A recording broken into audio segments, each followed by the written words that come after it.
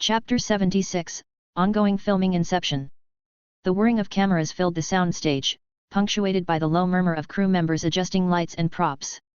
On the monitor, the scene unfolded. Lucas, embodying Arthur with quiet intensity, uttered the ominous words, "He knows." Leonardo, portraying the character of Cobb, reacted instantly. A sharp gesture of his hand silenced Arthur, a flicker of concern crossing his seasoned face. This gesture, devoid of dialogue, spoke volumes, conveying a sense of urgency and heightened awareness. The air crackled with unspoken tension. A barely perceptible tremor ran through the set. The tremor, barely perceptible at first, vibrated through the air, sending a ripple of unease through the room. Glasses clinked, the set creaked. Arthur and Cobb, their movements synchronized in perfect unison, instinctively reached for their glasses, ensuring they remained secure.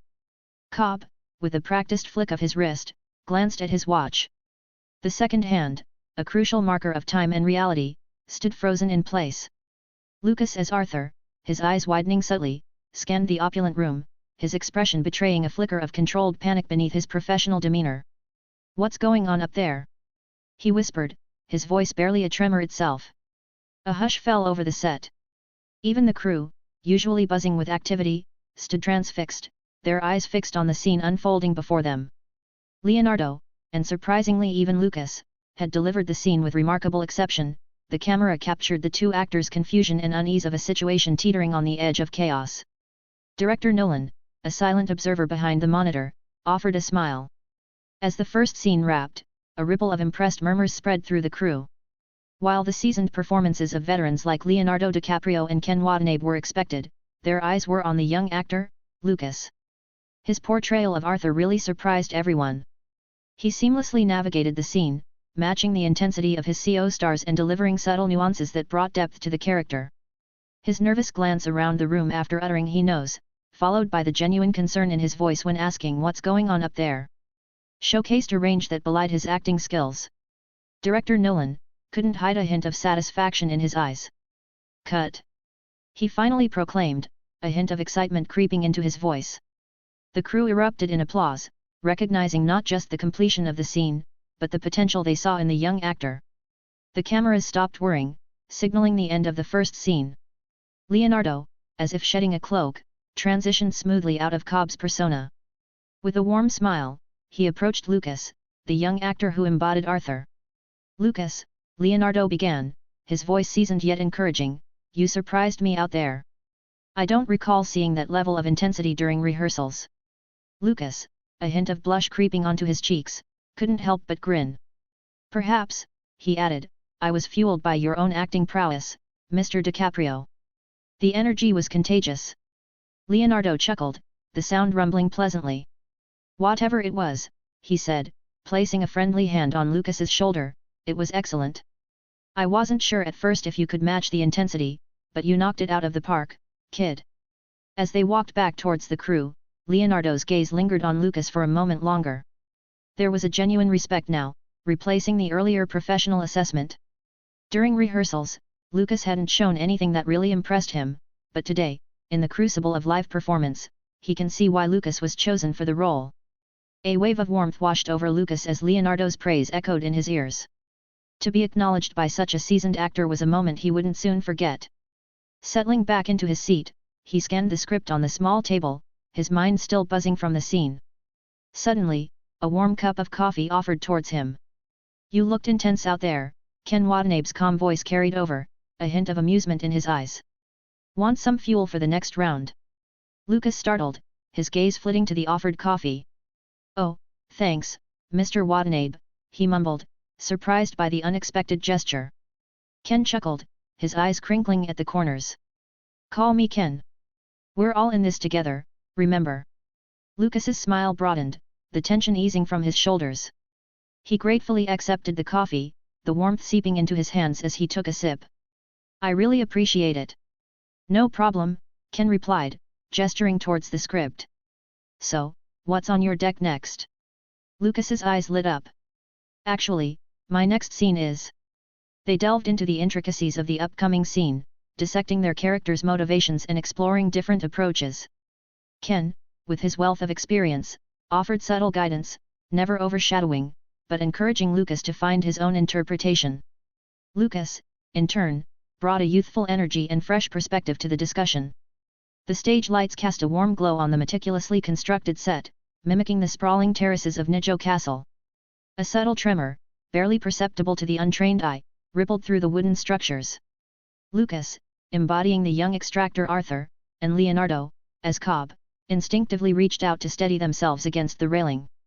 This scene, if fully edited out by CGI, would showcase cascading tiles and crumbling masonry, a chaotic spectacle that would test the characters' composure. In the meantime, the extras portraying guests wandered the meticulously designed terraces, seemingly oblivious to the impending danger. Arthur's voice, laced with a hint of urgency, broke the silence. "Sato knows, Cobb. He's playing us." His professionalism remained unwavering, even in the face of this unexpected development. Cobb, however, betrayed a flicker of unease. Unlike Arthur's controlled demeanor, his actions revealed a hurriedness, almost desperation. "I can get it here," he insisted, his voice tight. "The information's in the safe," he looked right into it when I mentioned secrets. His attempt to convince himself seemed almost futile. Arthur nodded, acknowledging Cobb's words with a slight jerk of his head. But his attention was already drawn elsewhere. Over Cobb's shoulder, his eyes caught sight of a familiar figure strolling amongst the guests. A subtle frown creased his features, and his voice held a hint of annoyance, expertly masked by his professional tone. "What's she doing here, Cobb?" His question hung heavy in the air. Nearby was a woman standing nearby. It was Marion Cotillard, as Mal, Cobb's late wife, radiating a haunting beauty that resonated with an unsettling familiarity to Cobb. Cobb's eyes widened as he registered the figure. A tremor, more emotional than physical, ran through him. His usual confidence faltered, replaced by a flicker of helplessness in his gaze. He turned to Arthur, a faint apology shadowing his features. "You just get to your room," he murmured, his voice husky with suppressed emotion. "I'll take care of the rest." Arthur, although was composed and professional, mirrored the helplessness in Cobb's eyes. He understood the turmoil his partner was battling, the ghost of their past resurfacing amidst their critical mission. Yet, a hint of frustration tinged his response. "See what you do," he said, his tone clipped but laced with concern. "We're here to work." Chapter 77, Challenging Scene? Inception. Days had passed since Lucas had stepped into the shoes of Arthur, opposite the legendary Leonardo DiCaprio as Cobb, and a talented cast. The tension in the room crackled like electricity as Marion Cotillard, embodying Mal, walked towards Cobb, a faint smile gracing her lips. "The gun, DOM, she murmured, her voice soft yet carrying the weight of unspoken threats. Cobb remained frozen, his gaze locked on hers. Mal's smile vanished, replaced by a steely glint in her eyes. With a flick of her wrist, she gestured towards the doorway. Two burly guards emerged, dragging a struggling Lucas, as Arthur. Mal pressed the cold metal of the gun against Lucas's temple, her voice devoid of emotion. "Please," she whispered, her eyes locked on Cobb. The weight of her words hung heavy in the air. Slowly, Cobb reached for his gun, his movements deliberate, his eyes never leaving Mal's. He placed it on the opposite end of the polished ebony table, then slid it along its smooth surface, the click echoing in the tense silence. It stopped halfway down, a precarious bridge between them. Sato, observing the scene with a predatory smile, spoke up. "Now the envelope, Mr. Cobb." Cobb's hands rose in a gesture of surrender as he reached into his waistband, withdrawing one of the coveted envelopes. He slid it across the table, his voice low and gravelly. "Did she tell you? Or have you known all along?" Sato's smile widened, a hint of amusement dancing in his eyes. "That you're here to steal from me? Or perhaps, that we're all dreaming?"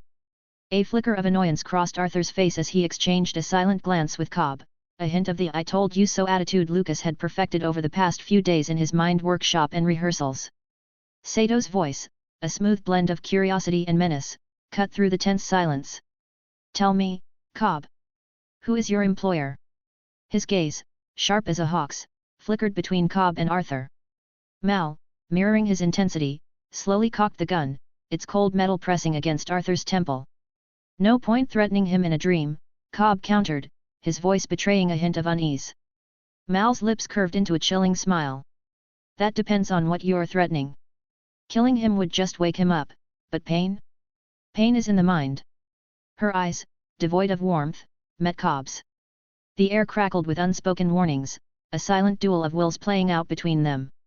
Then, with a swift movement, Mal lowered the gun and fired. In a swift, almost casual movement, Mal lowered the gun, aiming instead for Arthur's leg. With a sharp crack that resonated through the room, the gun fired. Though no projectile flew, Lucas, or rather, Arthur, contorted his face in agony, a guttural scream erupting from his throat. Even amidst the filming, his performance held such conviction that it sent shivers down the spines of those observing, though some may find it funny. Judging by the decor, Mal said, her voice cold and calculating, "We're in your mind, aren't we, Arthur?" Amidst the tension, a crack of amusement flickered across some actors' faces, a testament to Lucas's convincing portrayal. Yet, professionalism prevailed, and the scene continued uninterrupted. Leonardo, fully embodying Cobb's desperation, launched himself across the polished table. His movement was a blur, a desperate lunge for his discarded gun. With a sharp crack, the weapon echoed in the opulent space, not aimed at Sato, but at Arthur. Lucas, immersed in the character, crumpled realistically, the scene ending with Cobb springs to the door, leaving behind a stunned silence, before the director's cue, cut. Officially ended the scene. Applause echoed through the soundstage as the dream within a dream scene wrapped. Lucas, still buzzing from the intensity of the performance, felt a tap on his shoulder. It was Christopher Nolan, his expression unreadable.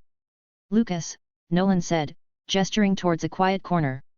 "Mind joining me for a quick chat?"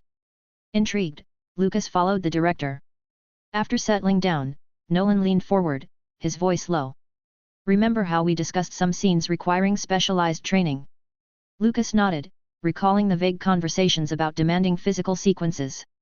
"Well," Nolan continued, a hint of a smile playing on his lips, "that time has come. After we film your next few scenes, you'll be heading to London." Lucas raised an eyebrow, surprised. "London? For what?" "We've built a unique set, a rotating environment inside an airship hangar," Nolan explained. "You'll be working with our stunt team to prepare for a particularly challenging scene." Silence fell as Lucas processed the information. His surprise quickly morphed into excitement. A demanding scene demanding special training? It sounded thrilling, a testament to the trust placed in him. "Challenging, you say?" His voice held a mix of nervousness and anticipation. Nolan chuckled. "Let's just say it'll push your physical and mental limits, in the best way possible. Be prepared, Lucas. That rotating set is about to take you on a wild ride." With a pat on Lucas' shoulder, Nolan excused himself, leaving Lucas buzzing with curiosity and a newfound drive. The dream within a dream had been exhilarating, but a whole new challenge awaited him across the ocean. Lucas chewed on his lip, replaying Christopher Nolan's words in his mind. The director's cryptic hint about a challenging scene filmed in a specially built rotating set sent shivers of excitement down his spine. If his memory served him right, he remembered the scene where Arthur engaging in intense hallway combat, and not just any fight scene, but one meticulously crafted without the aid of CGI. The thought filled Lucas with a mix of apprehension and exhilaration. He had seen glimpses of Nolan's commitment to practical effects in films like The Dark Knight, where the iconic hospital explosion was achieved with real explosives. Now, it was his turn to step into the director's creative planning. Chapter 78, Rotating Sets. The dingy bathroom reeked of mildew and grime. Lucas, fully embodying Arthur's urgency, blinked awake in the worn armchair. His wrists, chafed raw from the restraints, protested as he yanked free the tubes connected to their silver metal casing. "What are you doing?" Lucas Haas, playing Nash, protested. "It's too early." Fluid spurted from the tubes as Arthur wrestled with the case on the grimy floor. "I know." He spat, his voice laced with desperation. "I have to reconnect the loop before they reconnect." He stumbled towards the bedroom, following the tubes leading to Sato, who lay asleep on the bed. The man stirred as Arthur reached him, revealing the complex network of tubes and syringes within the silver case. He worked swiftly, his eyes flitting between the equipment and Sato's waking form. "I won't make it," he called out. "Wake Cobb." Meanwhile, in the grimy bathroom, Nash turns to Leonardo DiCaprio, who portrays Cobb. The tension crackles in the air as Nash raises his hand and delivers a resounding smack across Cobb's face. "He won't wake!" he exclaims, panic edging his voice. "Arthur, oblivious to the struggle in the bathroom, frantically connects the final tube to Sato's wrist. "Dunk him!" he yells. A click echoes through the room, and Arthur looks up to find Sato staring down at him, a gun held to his head, a chilling silence broken only by the Sato's finger pressed against his lips, gesturing silence. Back in the bathroom, Nash forces Cobb backwards, pushing him towards the bathtub's edge. Cobb tumbles into the water, gasping for breath as he surfaces, his eyes wide with shock. Sato bursts into the bathroom, knocking Nash aside. Cobb, fueled by adrenaline, launches himself out of the tub, water cascading off him as he tackles Sato against the door. The gun clattered to the floor, and Cobb's fist connected with Sato's jaw, ending the struggle. Silence descended, broken only by the ragged breaths of the men. It was then that Cobb, his voice raspy, addressed Sato, "You came prepared." Sato grunted, slowly regaining his composure.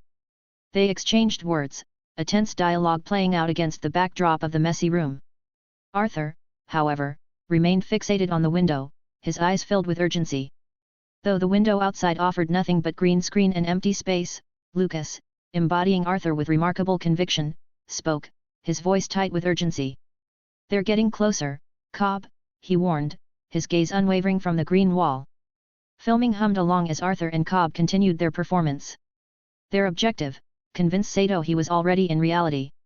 Tensions mounted as Cobb escalated his threats, but Sato remained unfazed, breaking into laughter. His gaze then focused on a seemingly out-of-place red carpet in the room. Cobb, noticing Sato's shift, turned to Nash with a flicker of annoyance.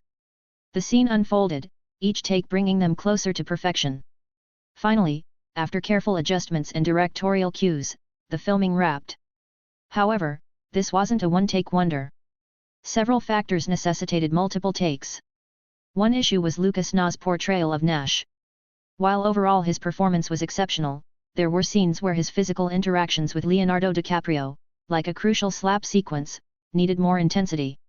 Additionally, the dynamic between Lucas Nas and Ken Watanabe, Sato, required further refinement to capture the desired level of tension. Despite these minor adjustments, Lucas impressed the cast and crew with his dedication and talent. He garnered respect and admiration from all on set. Once the dream within a dream scene was complete, the team moved on to capture other moments crucial to the film's narrative. One such location was the train sequence, originally envisioned for Tokyo, was filmed in Los Angeles. The helicopter scene, where Sato extended his invitation to Cobb and Arthur, was filmed on a certain rooftop hotel in Los Angeles. The rooftop air buzzed with the relaxed chatter of cast and crew after wrapping several intense scenes. Lucas, Leonardo DiCaprio, Ken Watanabe, leaned against the railing, enjoying the city's view. "London, hey?" Ken raised an eyebrow, a hint of surprise in his voice. "Sounds like exciting times ahead." Lucas nodded, a smile playing on his lips. "Yeah, there's a scene I need to prepare for." "The zero-gravity brawl, right?" Leonardo chimed in, his eyes knowing. He and Nolan had discussed that scene at length, both excited and apprehensive about its ambitious nature. Lucas confirmed with another nod. The conversation flowed easily, punctuated by jokes, and talked a while. Later, he met with director Boyle, discussing the upcoming challenges and refining his understanding of the scene. The next morning, Lucas stepped at the Los Angeles International Airport, with the other stunt performers. Their flight to London awaited, buzzing with anticipation and a touch of nervous excitement. The 2-week filming stretch had taken its toll, and Lucas felt a welcome wave of exhaustion settle over him as he boarded the plane. As the aircraft soared into the sky, carrying him towards London and the unique demands of the zero-gravity scene, Lucas drifted off to sleep, his mind filled with a mix of trepidation and anticipation. The journey across the Atlantic finally ended as the plane carrying Lucas and the other stunt performers touched down at London Heathrow. Stepping off the aircraft, they exchanged tired smiles, the lingering exhaustion from weeks of filming in Los Angeles momentarily eased by the excitement of the upcoming challenge. Their taxi navigated the bustling streets, eventually arriving at their pre-arranged accommodation courtesy of Emma Thomas Production, secured with the financial backing of Warner Brothers. As Lucas entered his temporary home, a sense of anticipation settled in. He knew the real test awaited. Moments later, he received a call summoning him to the set, along with stunt performers.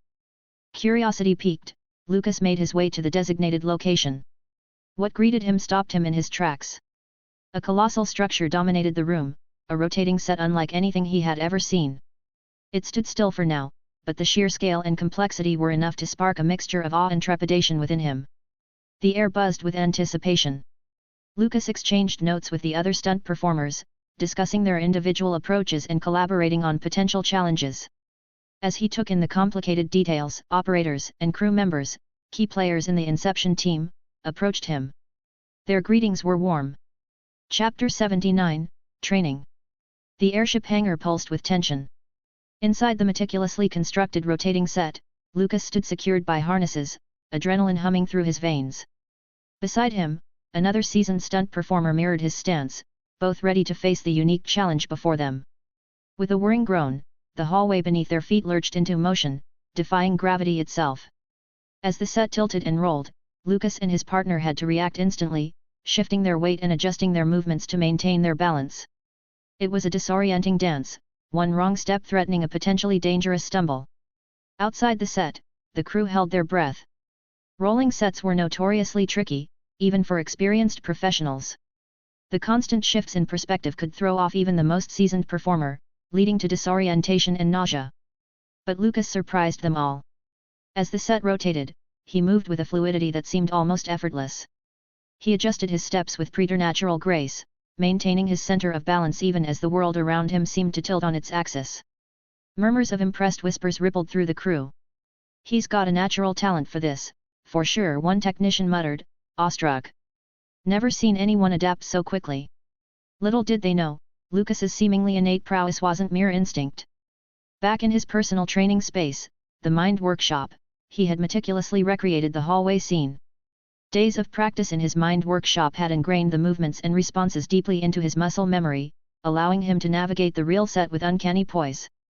The adrenaline-fueled battle between Lucas and the stunt performer finally reached its climax. With a flourish, the set directors called cut. And the rolling platform lurched to a halt, depositing the panting duo back onto solid ground. Hours of rehearsals had taken their toll on the seasoned stunt performer.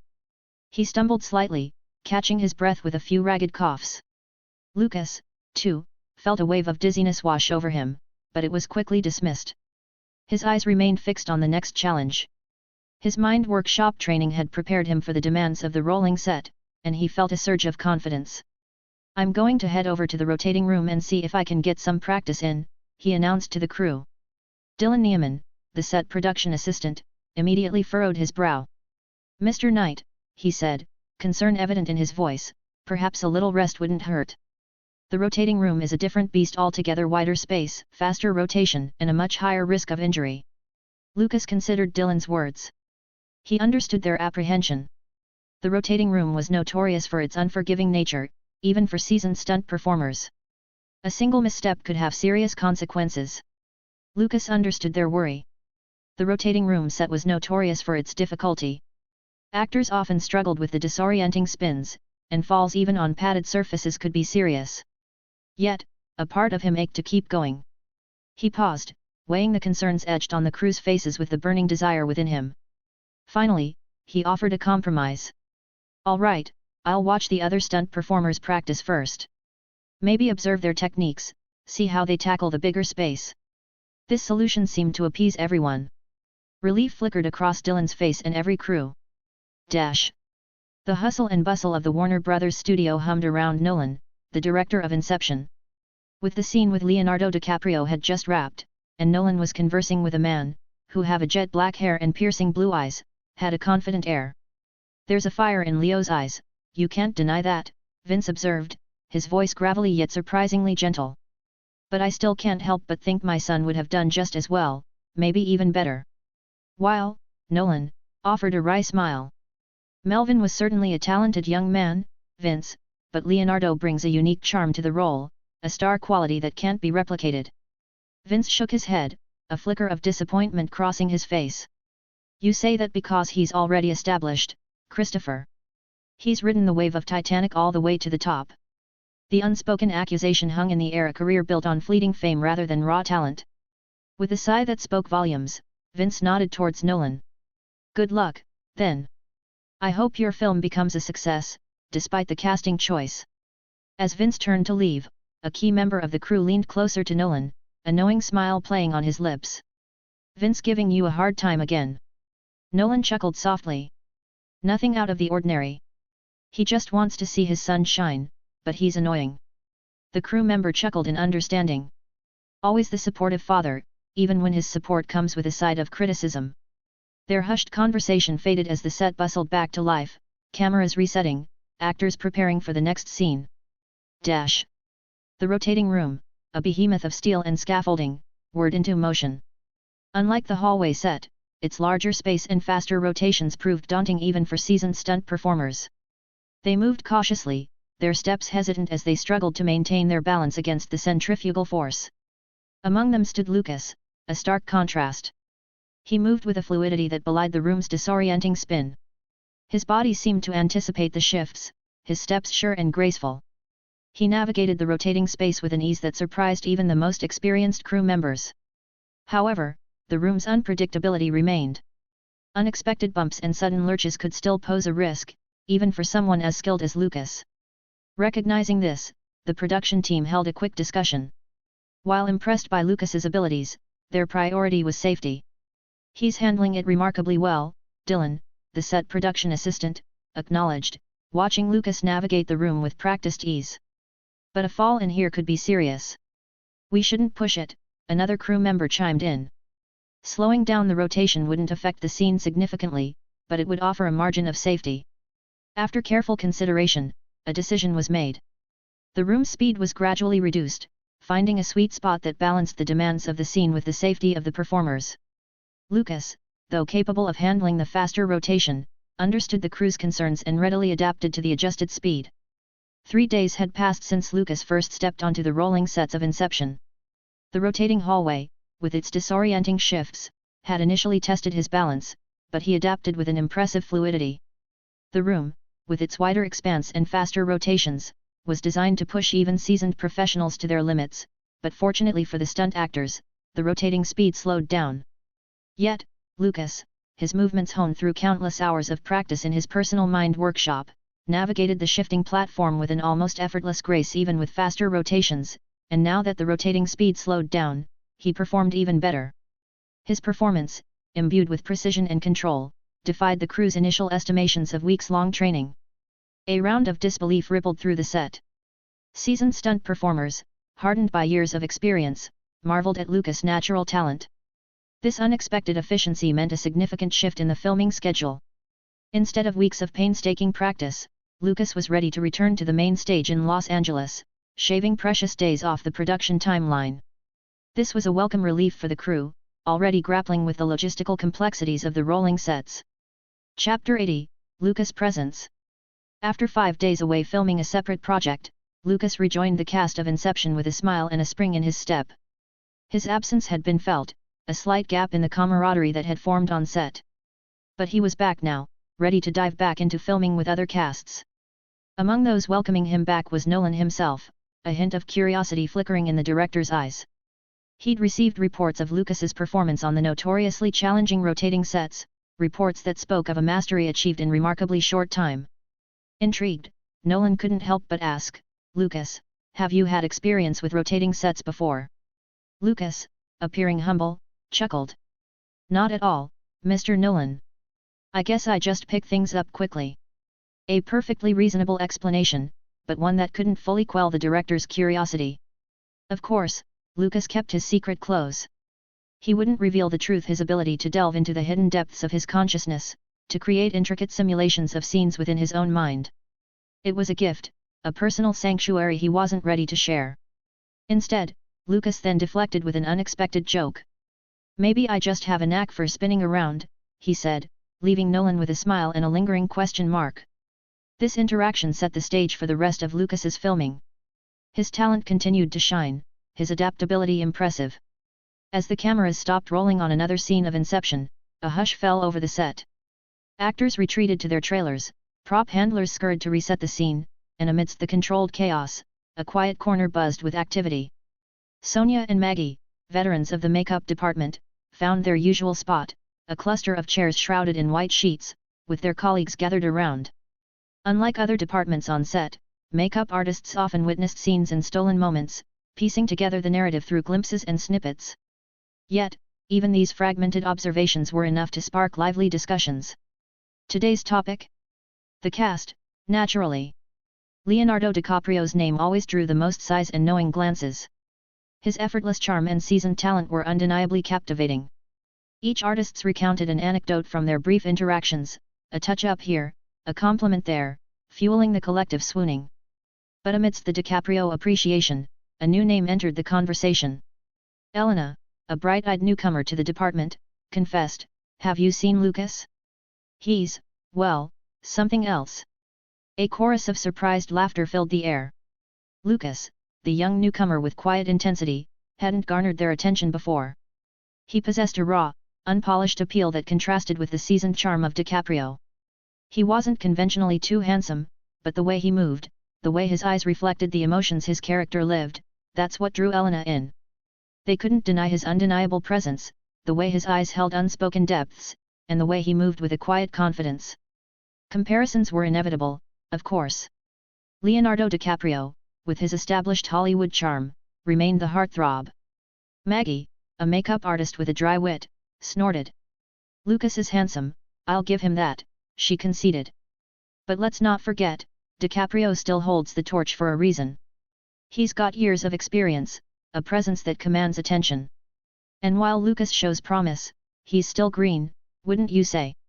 Sonia, another makeup artist, listened with a thoughtful frown. "There's something about Lucas," she mused. "He carries himself differently. When he's in character, it feels like he becomes someone else entirely. It's unsettling, almost mesmerizing." Elena, emboldened, nodded eagerly. "Exactly. I mean, have you seen the way he transforms? He becomes someone else, it's almost unsettling." A younger artist, still starry-eyed from her first professional gig, giggled. "You guys are overthinking it.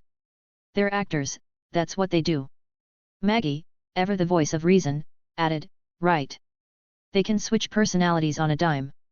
Sonia, Elena, and the others fell silent after Maggie's pronouncement.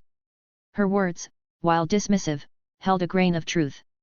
They were, after all, accustomed to working with actors of varying degrees of talent and experience.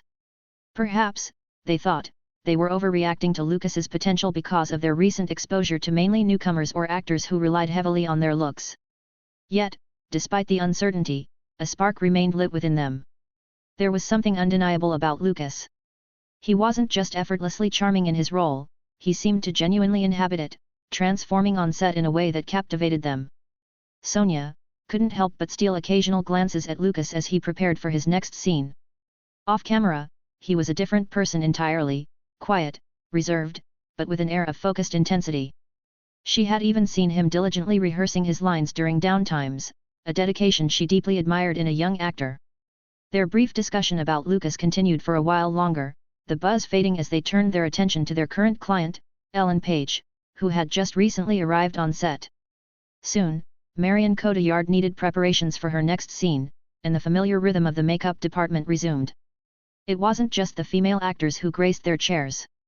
The men, including Leonardo DiCaprio, also received their touch-ups and transformations under the skilled hands of these professionals. Meanwhile, Lucas, oblivious to his newfound attention, simply relaxed on his seat. He was used to the rhythm of the set, the ebb and flow of activity. He hadn't noticed the subtle shifts in the atmosphere, the way conversations lingered on his name, the way eyes followed him discreetly. After his 5-day absence, his presence in the crew experienced a certain stagnation had settled in. Now, a quiet energy crackled around him, fueled by curiosity and a sense of anticipation. The makeup department wasn't the only one taking notice of Lucas' potential. Other departments took notice of him, and discussions about Lucas started circulating throughout the crew. Grips noticed his focused intensity during rehearsals, costume designers remarked on the ease with which he moved in their creations. Lucas himself remained oblivious, lost in the world of his character. And perhaps, it was this very lack of self-awareness, this genuine immersion, that drew people in. Chapter 81, Tom. Los Angeles, California. Sunlight streamed through the dusty window of the repurposed office, casting long shadows across the gathered actors. Lucas, Leonardo, and the others huddled around a worn table, their voices low and urgent. Inception was shooting on location outside the studio, and closure of the film forced them to retreat to this makeshift room. Christopher Nolan, the meticulous director, and the studio were fiercely protective of the film's details, wanting to keep the before it was released. Days passed, each one bringing Lucas face to face with the unique challenges of Inception. The most persistent thorn was Warner Brothers' resistance to the agreed-upon budget, a tug-of-war that strained the production. Yet, Christopher Nolan navigated the hurdles, ensuring the filming schedule remained on track. Today, the filming was in a certain workshop in Los Angeles. Lucas, embodying Arthur, adjusted his tie, the silver lining catching the tungsten lights. Around him, a symphony of activity unfolded. Leonardo DiCaprio, portraying Cobb, hunched over a script with intense concentration. Ellen Page, brimming with Ariadne's youthful curiosity, bounced on the balls of her feet, eager to dive into the scene. Grips scrambled, adjusting lighting and securing props. Costume designers fussed over the actors' attire.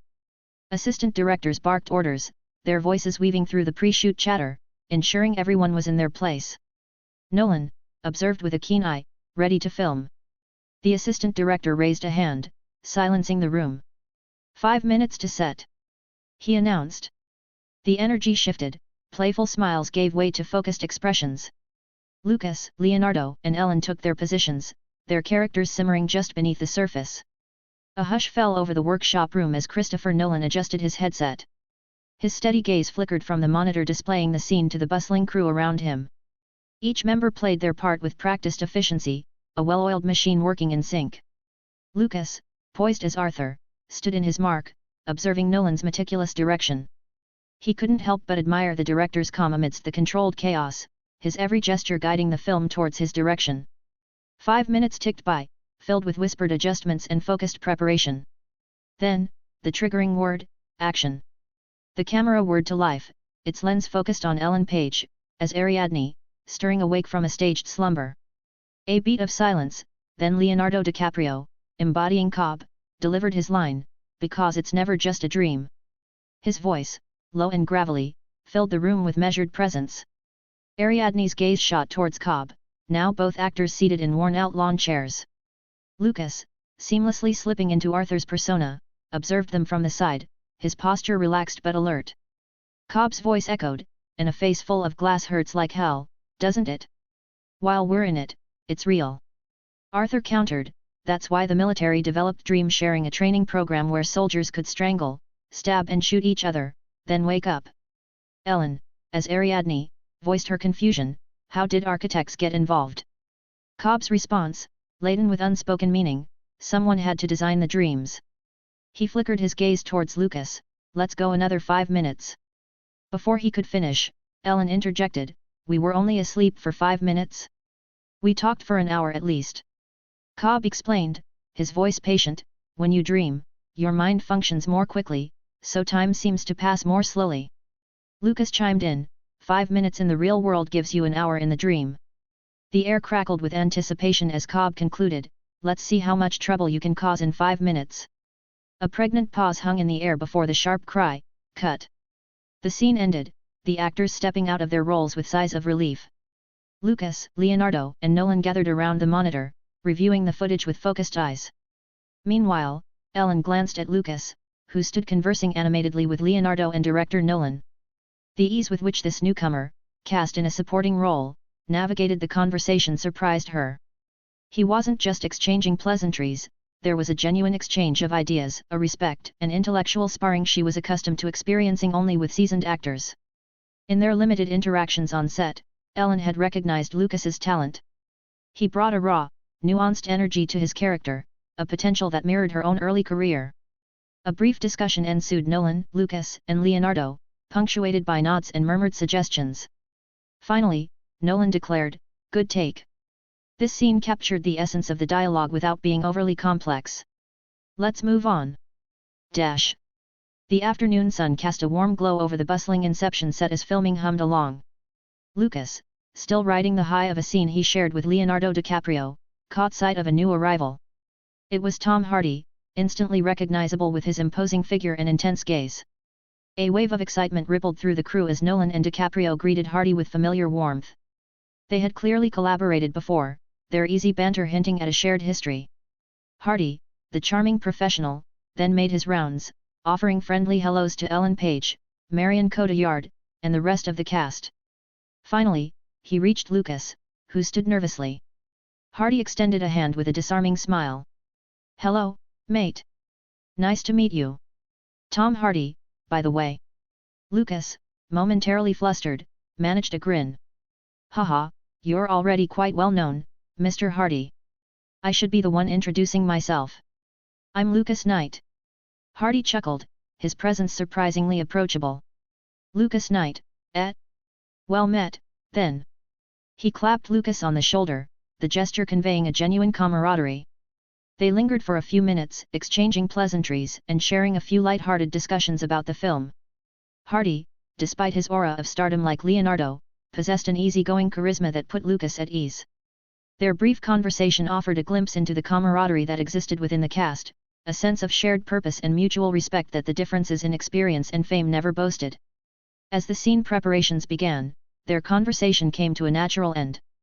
Chapter 82, Early Promotion.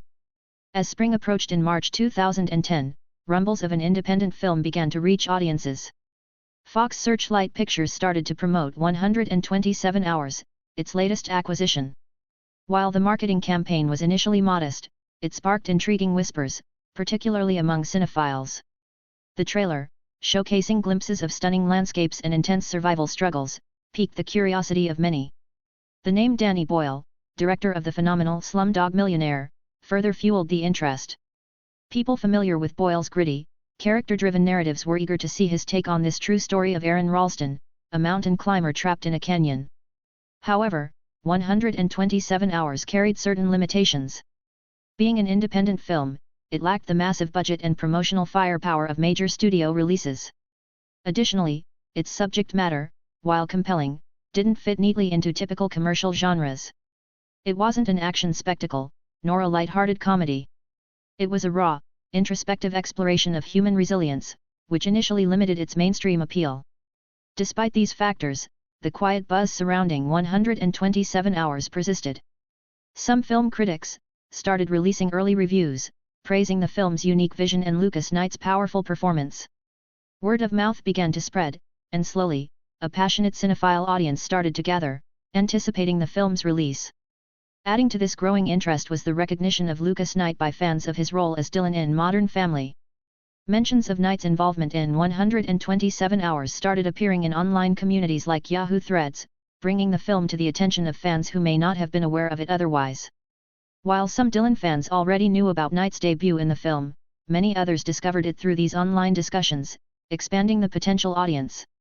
As 127 Hours premiered at the prestigious Sundance Film Festival, early reactions began to trickle online, painting a promising picture for the independent film.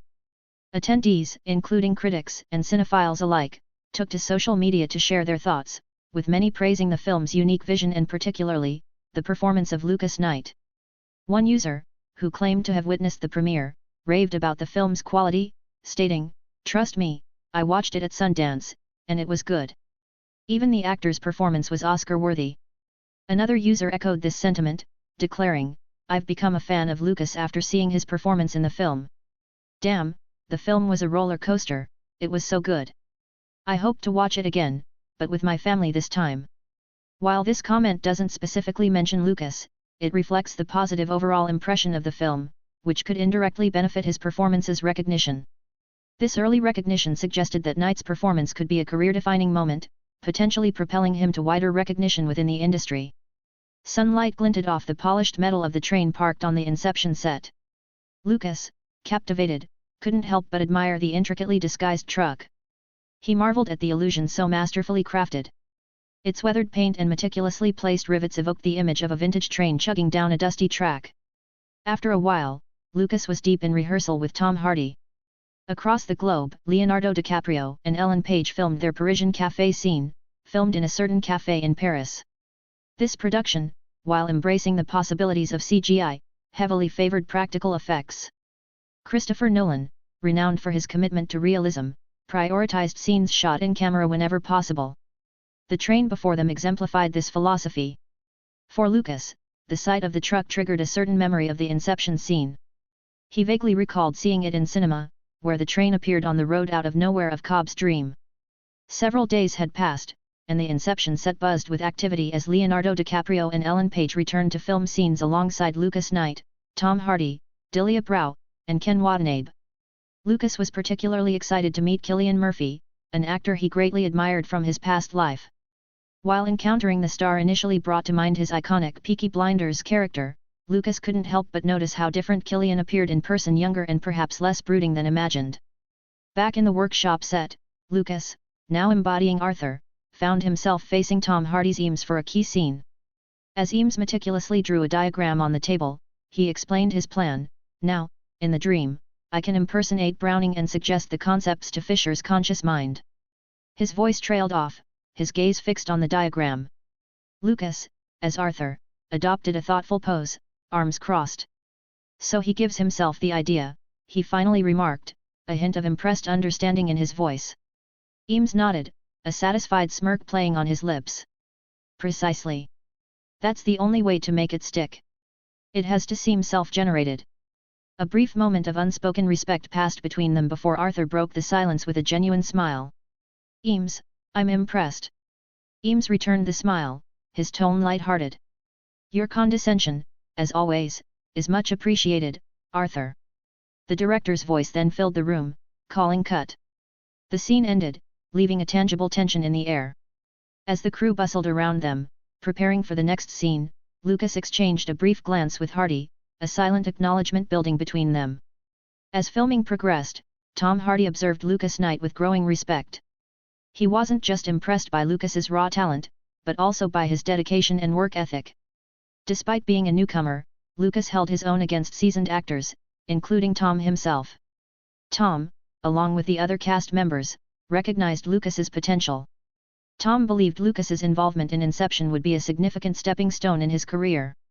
Christopher Nolan's films were known for their critical acclaim and commercial success, and exposure to such a project would undoubtedly raise Lucas's profile. Chapter 83, It Wasn't on the Script. As Inception gradually neared its climax, tension crackled on the set. Lucas, embodying the charming Arthur, sat opposite Ellen Page's role as Ariadne. Director Nolan's voice cut through the silence, signaling the start of the take. Ariadne, her gaze flitting between Leonardo DiCaprio's brooding Cobb and Cillian Murphy's tense Fisher, asked, "What's happening?" Arthur, leaning in, explained, Cobb's drawing Fisher's attention to the strangeness of the dream. That's making his subconscious look for the dreamer. And for me. His voice trailed off, his eyes gleaming with mischief. Suddenly, as the extras around them shifted, their heads turning in unison towards them, Arthur did the unexpected. He leaned closer to Ariadne, his voice dropping to a playful whisper, "Look, let's kiss." Ellen, startled by the unscripted action, instinctively recoiled, her character's surprise mirroring her own. Lucas, fully immersed in the character, delivered the line with an audacity that startled not only Ellen but the entire crew. Even Nolan, known for his composure, raised an eyebrow in surprise. Then, the camera captured the moment in all its raw intensity. Arthur, undeterred by Ariadne's initial shock, closed the gap between them, his lips meeting hers in a fleeting kiss. The crew, their eyes wide with surprise, watched the scene unfold. Even Ellen, momentarily thrown off balance, couldn't help but think, it wasn't in the script. As the director called cut, the actors snapped back to reality. The crew, however, remained buzzing with a mix of surprise and amusement, their gazes lingering on Lucas. Even Nolan, usually stoic, couldn't hide a smirk as he looked the young actor. Ellen, still processing the scene, with raised brows, lightly scolded Lucas, "What was that?" Feeling a little carried away. Lucas, unfazed, chuckled. "Just staying in character, Ellen. Remember, I had to distract the NPCs." Ellen furrowed her brow, "NPCs?" Lucas, sensing her confusion, explained, "Non-player characters. The extras in the dream. I thought a sudden kiss might be unexpected enough to throw them off balance." Ellen pondered for a moment, her initial surprise and frustration giving way to curiosity. "NPCs, hey?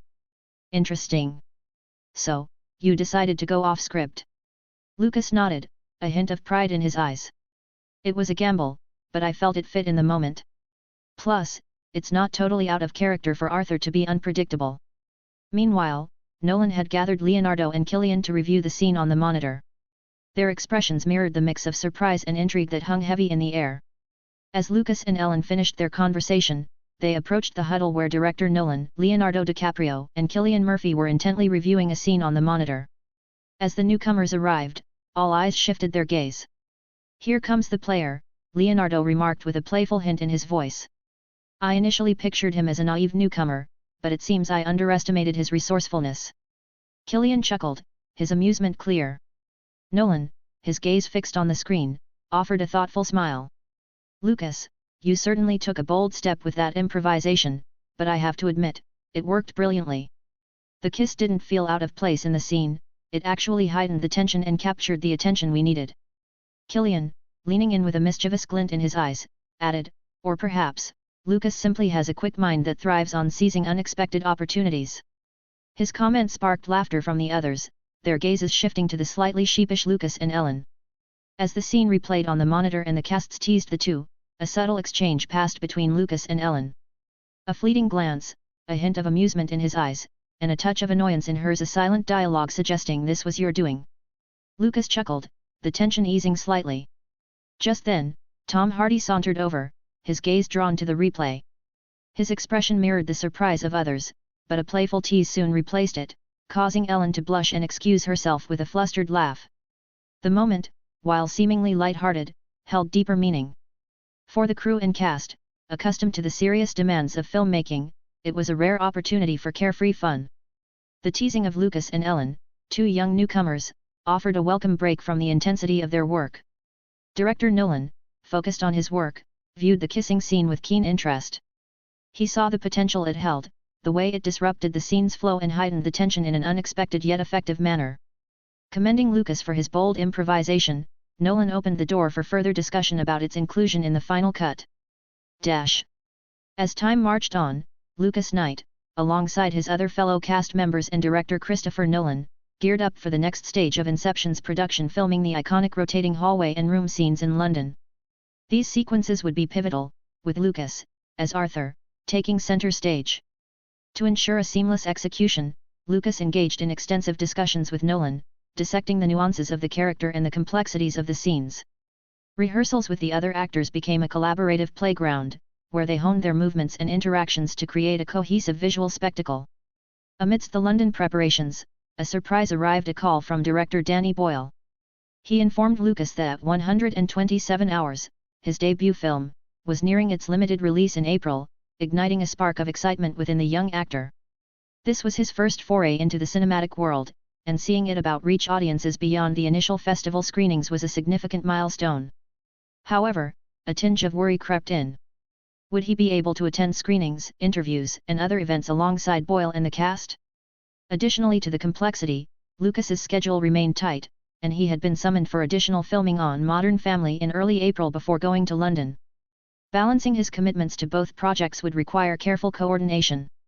The juggling act began, requiring careful coordination between the different projects to ensure he could fulfill his obligations effectively. Chapter 84, Incredible Shot. Returning to the bustling Modern Family set, Lucas was met with a wave of warm greetings from the cast and crew.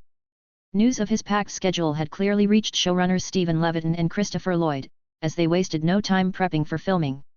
With laser focus and efficient scheduling, they seamlessly integrated Lucas scenes into the production flow.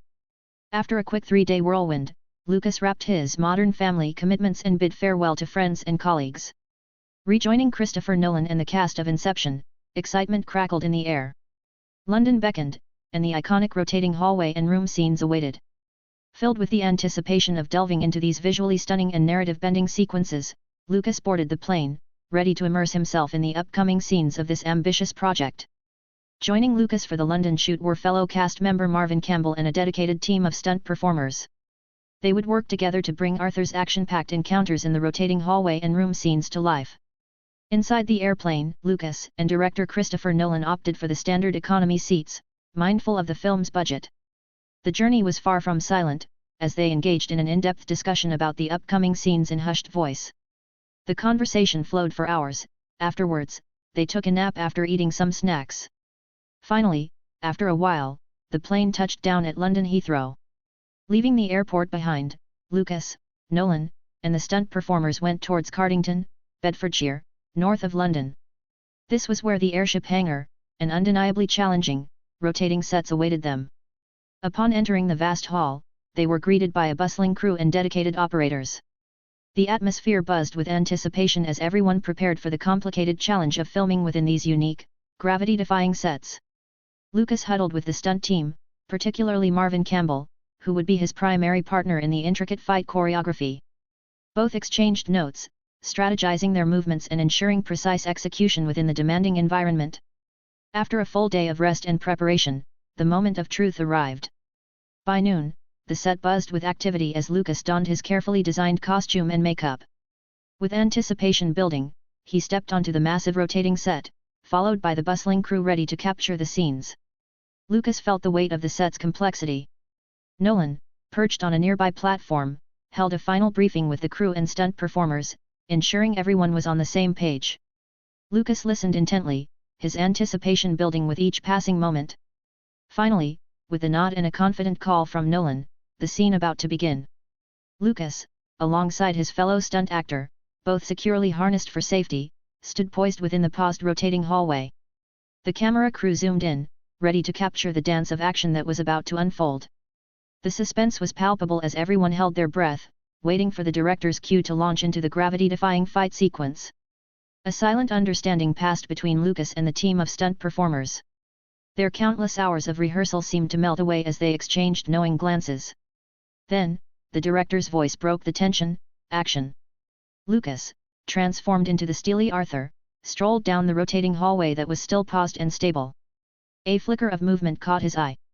He ducked into the side, hand instinctively reaching for his gun.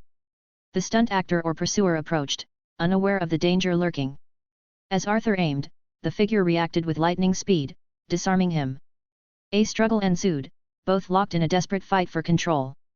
Meanwhile, a third figure emerged from the distance, a black-clad bodyguard played by Marvin Campbell.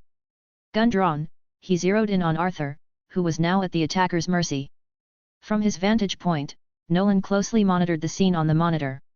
With a decisive gesture, he signaled the set operator. The hallway lurched, tilting at an impossible angle. The gravity shift sent Arthur and his attacker spinning, crashing against opposite walls. Even the distant bodyguard lost his footing, momentarily thrown off balance. Seizing the unexpected opportunity, Arthur launched into a counter-offensive. Fueled by adrenaline and fueled by the disorienting shift in gravity, he overpowered his attacker. With a final push, he sent the figure hurtling towards the elevator's door. Regaining his grip, Arthur desperately clung to the tilted hallway, the world around him threatening to spin out of control. Arthur's eyes darted down the hall, spotting the black bodyguard's gun sliding away. Without hesitation, he launched himself across the tilted floor, defying the shifting gravity.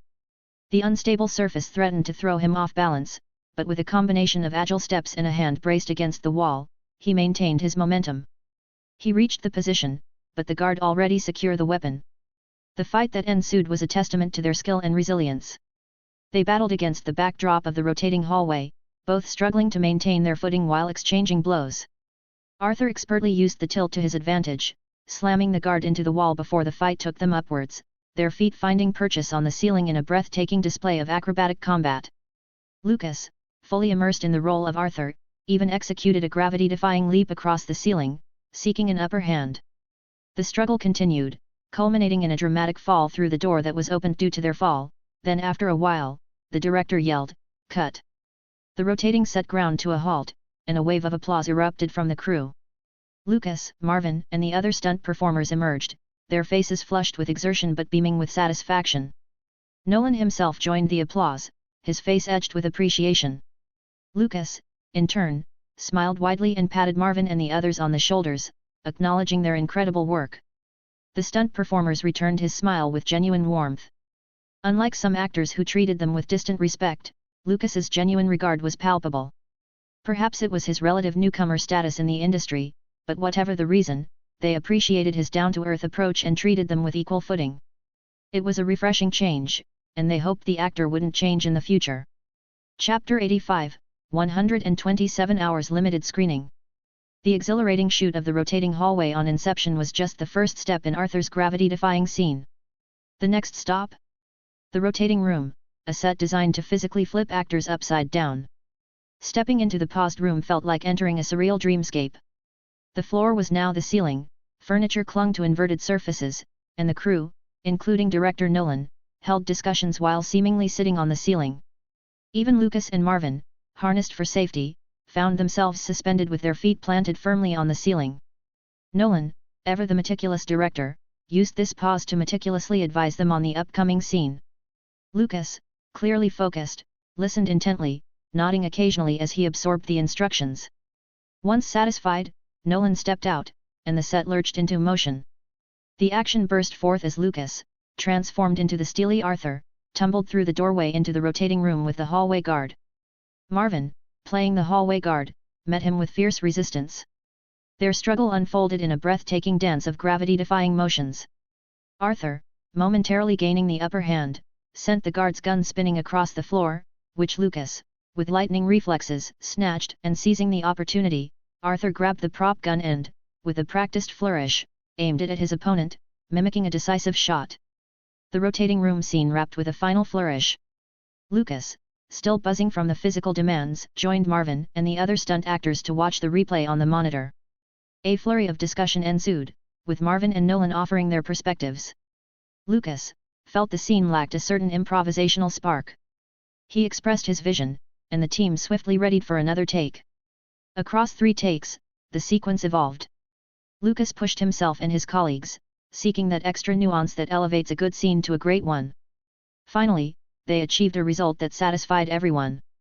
Mutual nods of approval punctuated the air, followed by a wave of laughter and friendly exhaustion. The filming wrapped amidst smiles and handshakes. Soon, Lucas, alongside Nolan and several cast and crew members, boarded their flight back to Los Angeles. Reunited with CO stars like Leonardo DiCaprio, Tom Hardy, Delia Prau, and Cillian Murphy, Lucas would next tackle scenes involving a van driven by Rao. On April 18, 2010, the limited release of 127 Hours finally kicked off, generating a buzz amongst independent film enthusiasts. Its initial reach remained exclusive, opening in just 4 select theaters, 1 each in New York, Los Angeles, Toronto, and Washington, D.C. In New York City's bustling Lincoln Plaza cinemas, the 127 Hours poster proudly held its place among other new releases like How to Train Your Dragon and The Backup Plan. A diverse crowd filled the theater, some drawn by the mainstream films, others specifically seeking 127 Hours based on early critical acclaim. Friends, couples, and families eagerly settled into their seats, the murmur of conversation fading as the introductory sequence rolled. Some faces showcased anticipation, others curiosity. Among them was Rachel, a die-hard Modern Family and Dylan fan whose loyalty had recently extended to actor Lucas Knight, star of 127 Hours. "You sure this is worth the hype?" her friend Sophia questioned, a hint of skepticism in her voice. "Absolutely," Rachel replied, her enthusiasm evident.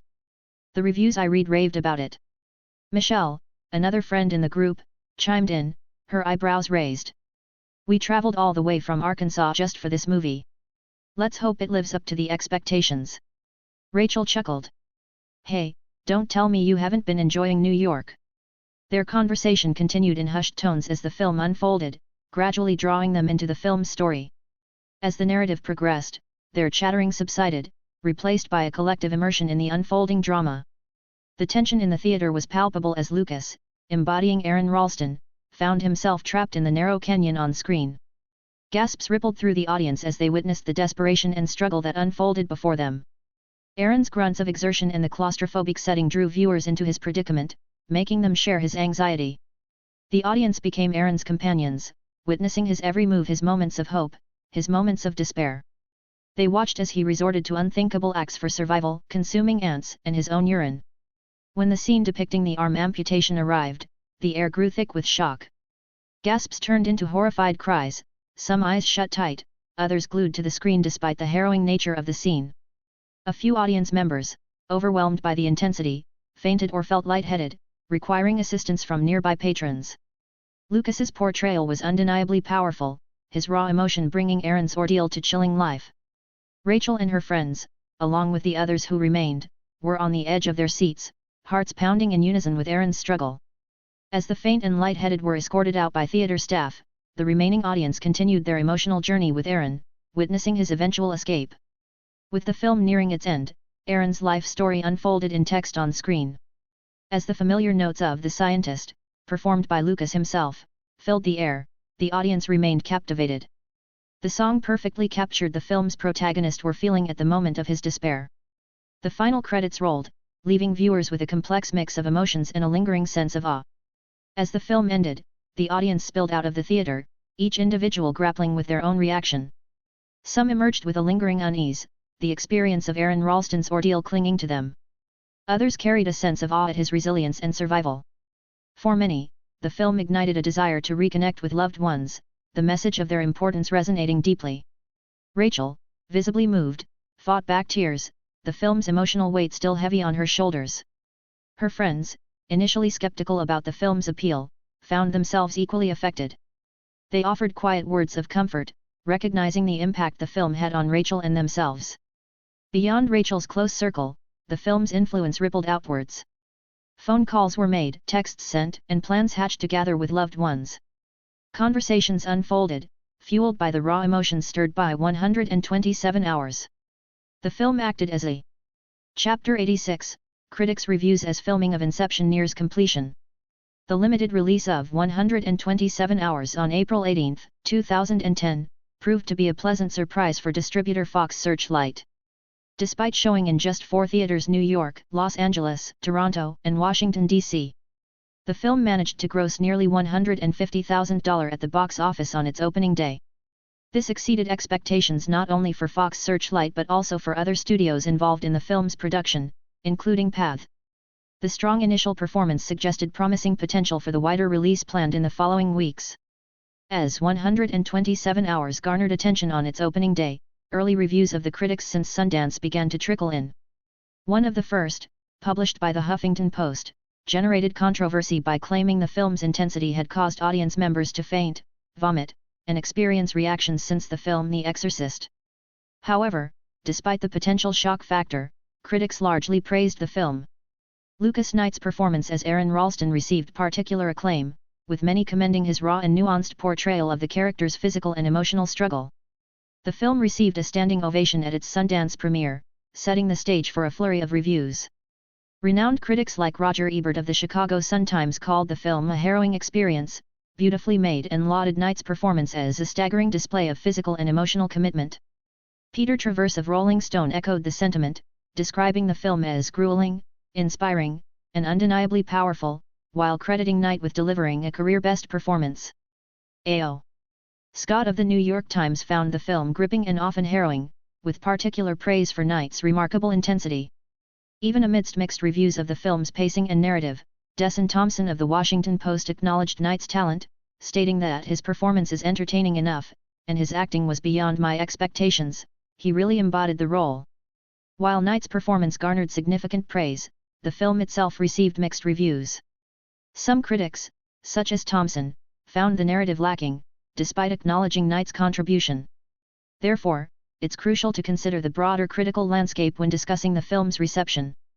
Also, several reviews, including Thompson's, mentioned the possibility of an Oscar nomination for Knight, highlighting the impact of his performance. This early buzz solidified Knight's status as a breakout talent and fueled anticipation for the film's wider release. The limited release of 127 Hours continued to impress beyond its surprising opening day performance. On Thursday, its second day in theaters, the film's box office jumped to around $207,000, exceeding expectations and surprising production and distribution studios. Despite an expansion to only 7 theaters on the second day, the film maintained its strong momentum. This success prompted Fox Searchlight to embrace the unexpected demand and take a calculated risk by expanding the film's limited release more aggressively than initially planned. Meanwhile, another intriguing phenomenon emerged.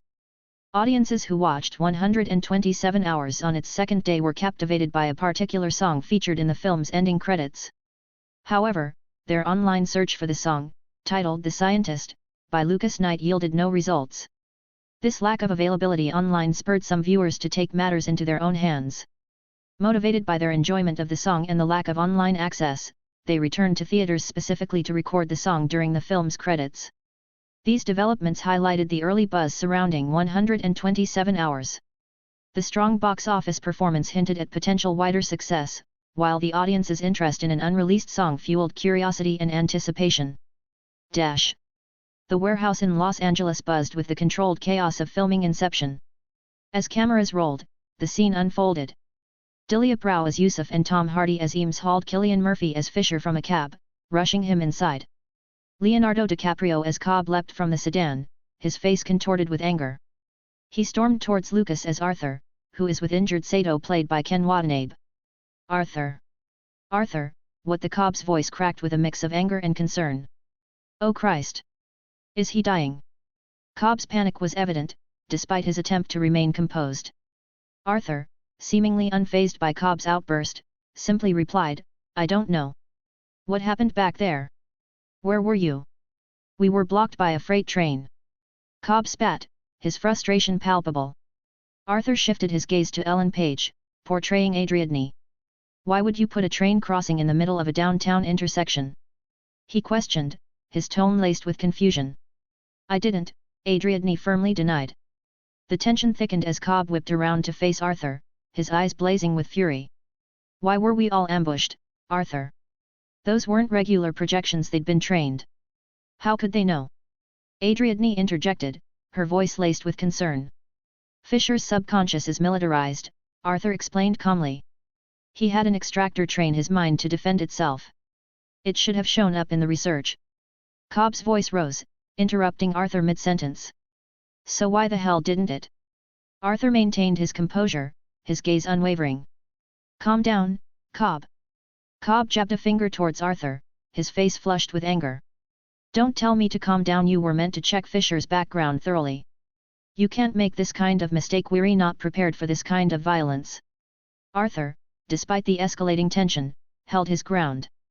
Cobb, we've dealt with sub-security before. We just have to be more. Cobb's voice boomed, drowning out Arthur. This wasn't part of the plan, Arthur. Look at him. He gestured towards Sato, whose condition seemed critical. Cobb exclaimed, he's dying. Eames' voice cut through the tension, a cold suggestion hanging in the air. So we put him out of his misery. He drew his gun, the weight of the decision heavy in his hand. Cobb's response was immediate, a sharp negation. No. His voice was firm, leaving no room for debate. Eames argued, his tone laced with frustration. He's in agony, Cobb. Let's wake him up. Cobb grabbed Eames' arm, his eyes burning with a mix of grief and determination. No. He repeated, his voice lower now, but no less urgent. It won't wake him up. Their gazes locked, a silent battle of wills unfolding. Eames blinked, confusion creeping into his expression. What do you mean, it won't wake him up? When you die in a dream, you wake up. Yusuf's voice interjected, calm but grave. Not from this. We're too heavily sedated to wake up that way. Eames' eyes darted between the Cobb and Yusuf, the weight of their words settling in. So what happens if one of us dies? He asked, his voice barely above a whisper. Cobb's answer was a single, ominous word. Limbo. Adrienne, her face pale, echoed the question. Limbo. Arthur chimed in, his tone clinical but not uncaring. Unconstructed dream space. Adrienne's voice trembled slightly. What's down there? Arthur explained, his gaze distant. Raw, infinite subconscious. Nothing there but what was left behind by anyone on the team who's been trapped there before. On this team. He paused, his eyes meeting Cobb's for a fleeting moment, just Cobb. The scene continued, the actors delivering their lines with intensity and nuance, capturing the gravity of the situation. The camera focused on each character's reaction, conveying their fear, confusion, and determination.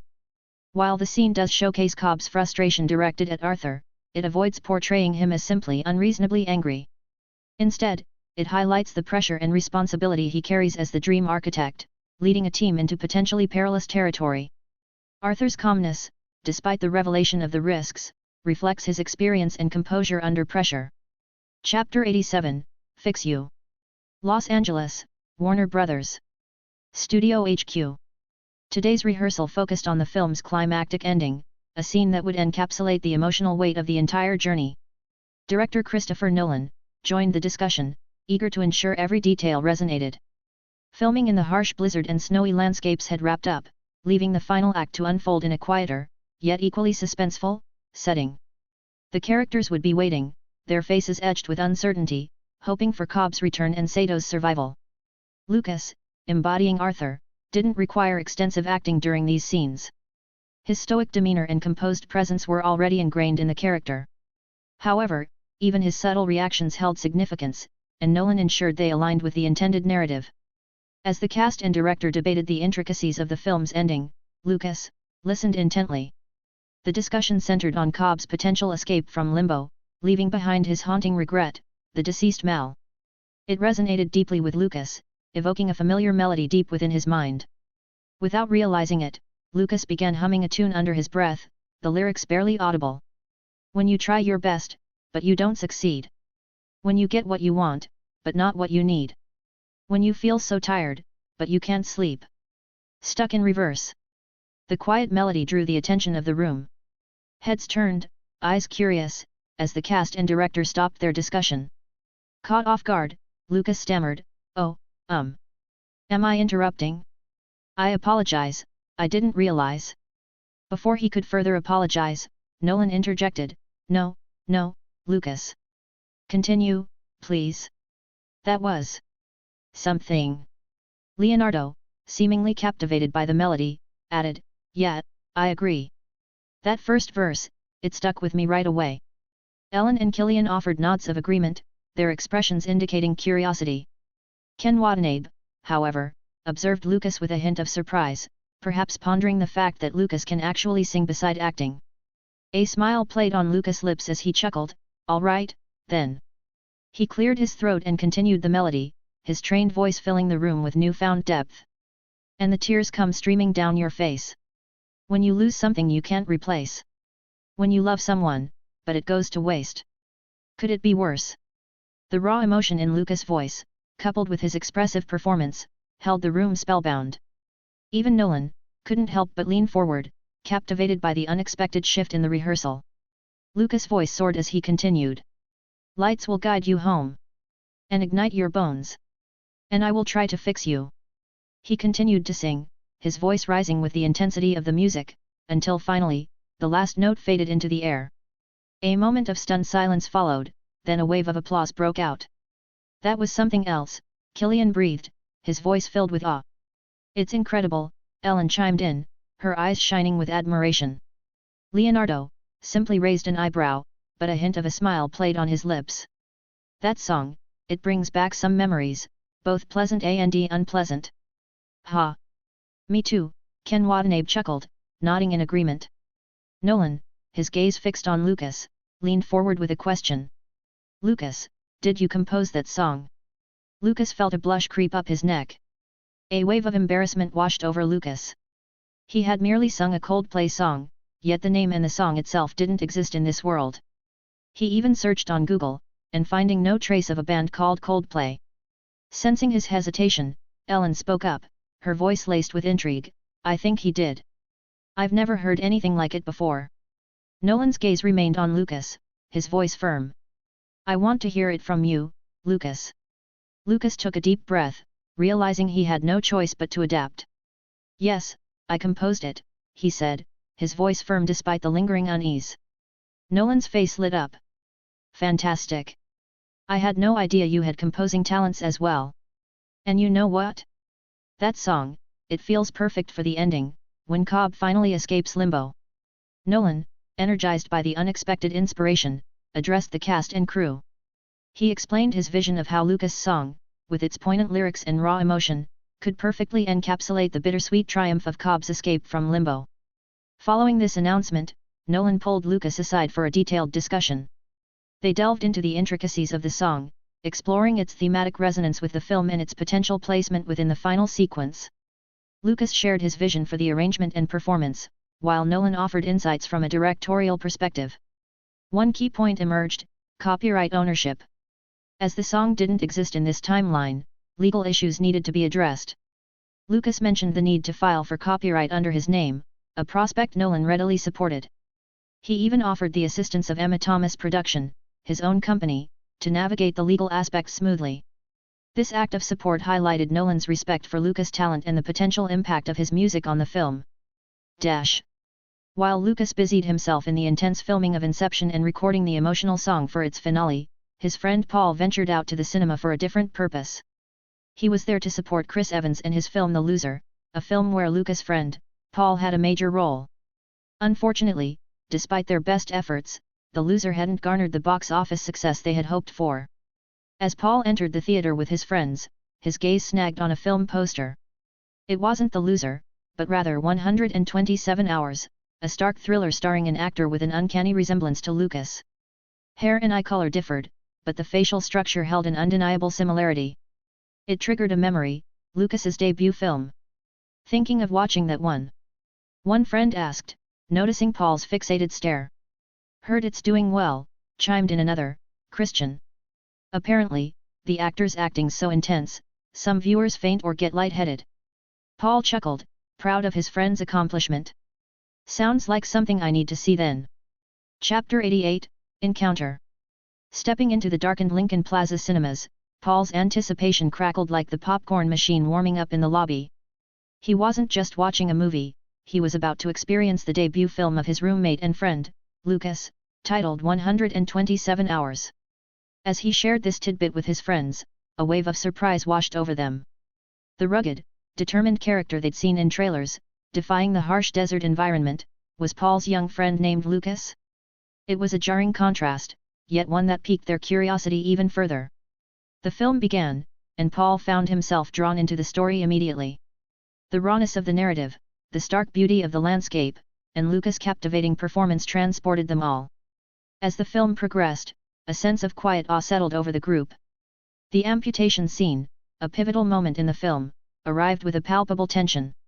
Paul just knew that some viewers had fainted or felt lightheaded during this scene.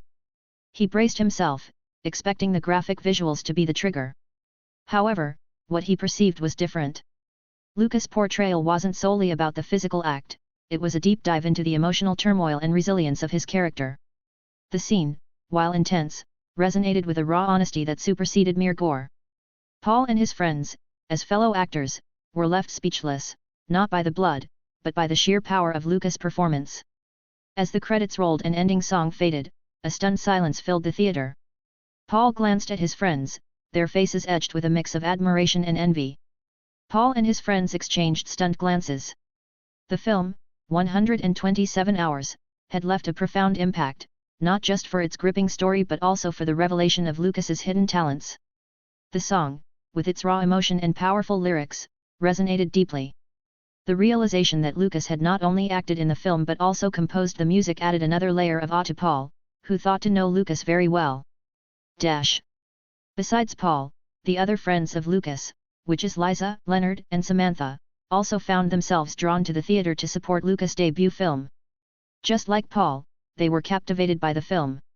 Lucas's portrayal of the protagonist held them spellbound, his raw intensity and emotional depth leaving them speechless. Meanwhile, in the bustling Los Angeles, Lucas followed Nolan through the gleaming hallways of Warner Brothers. HQ.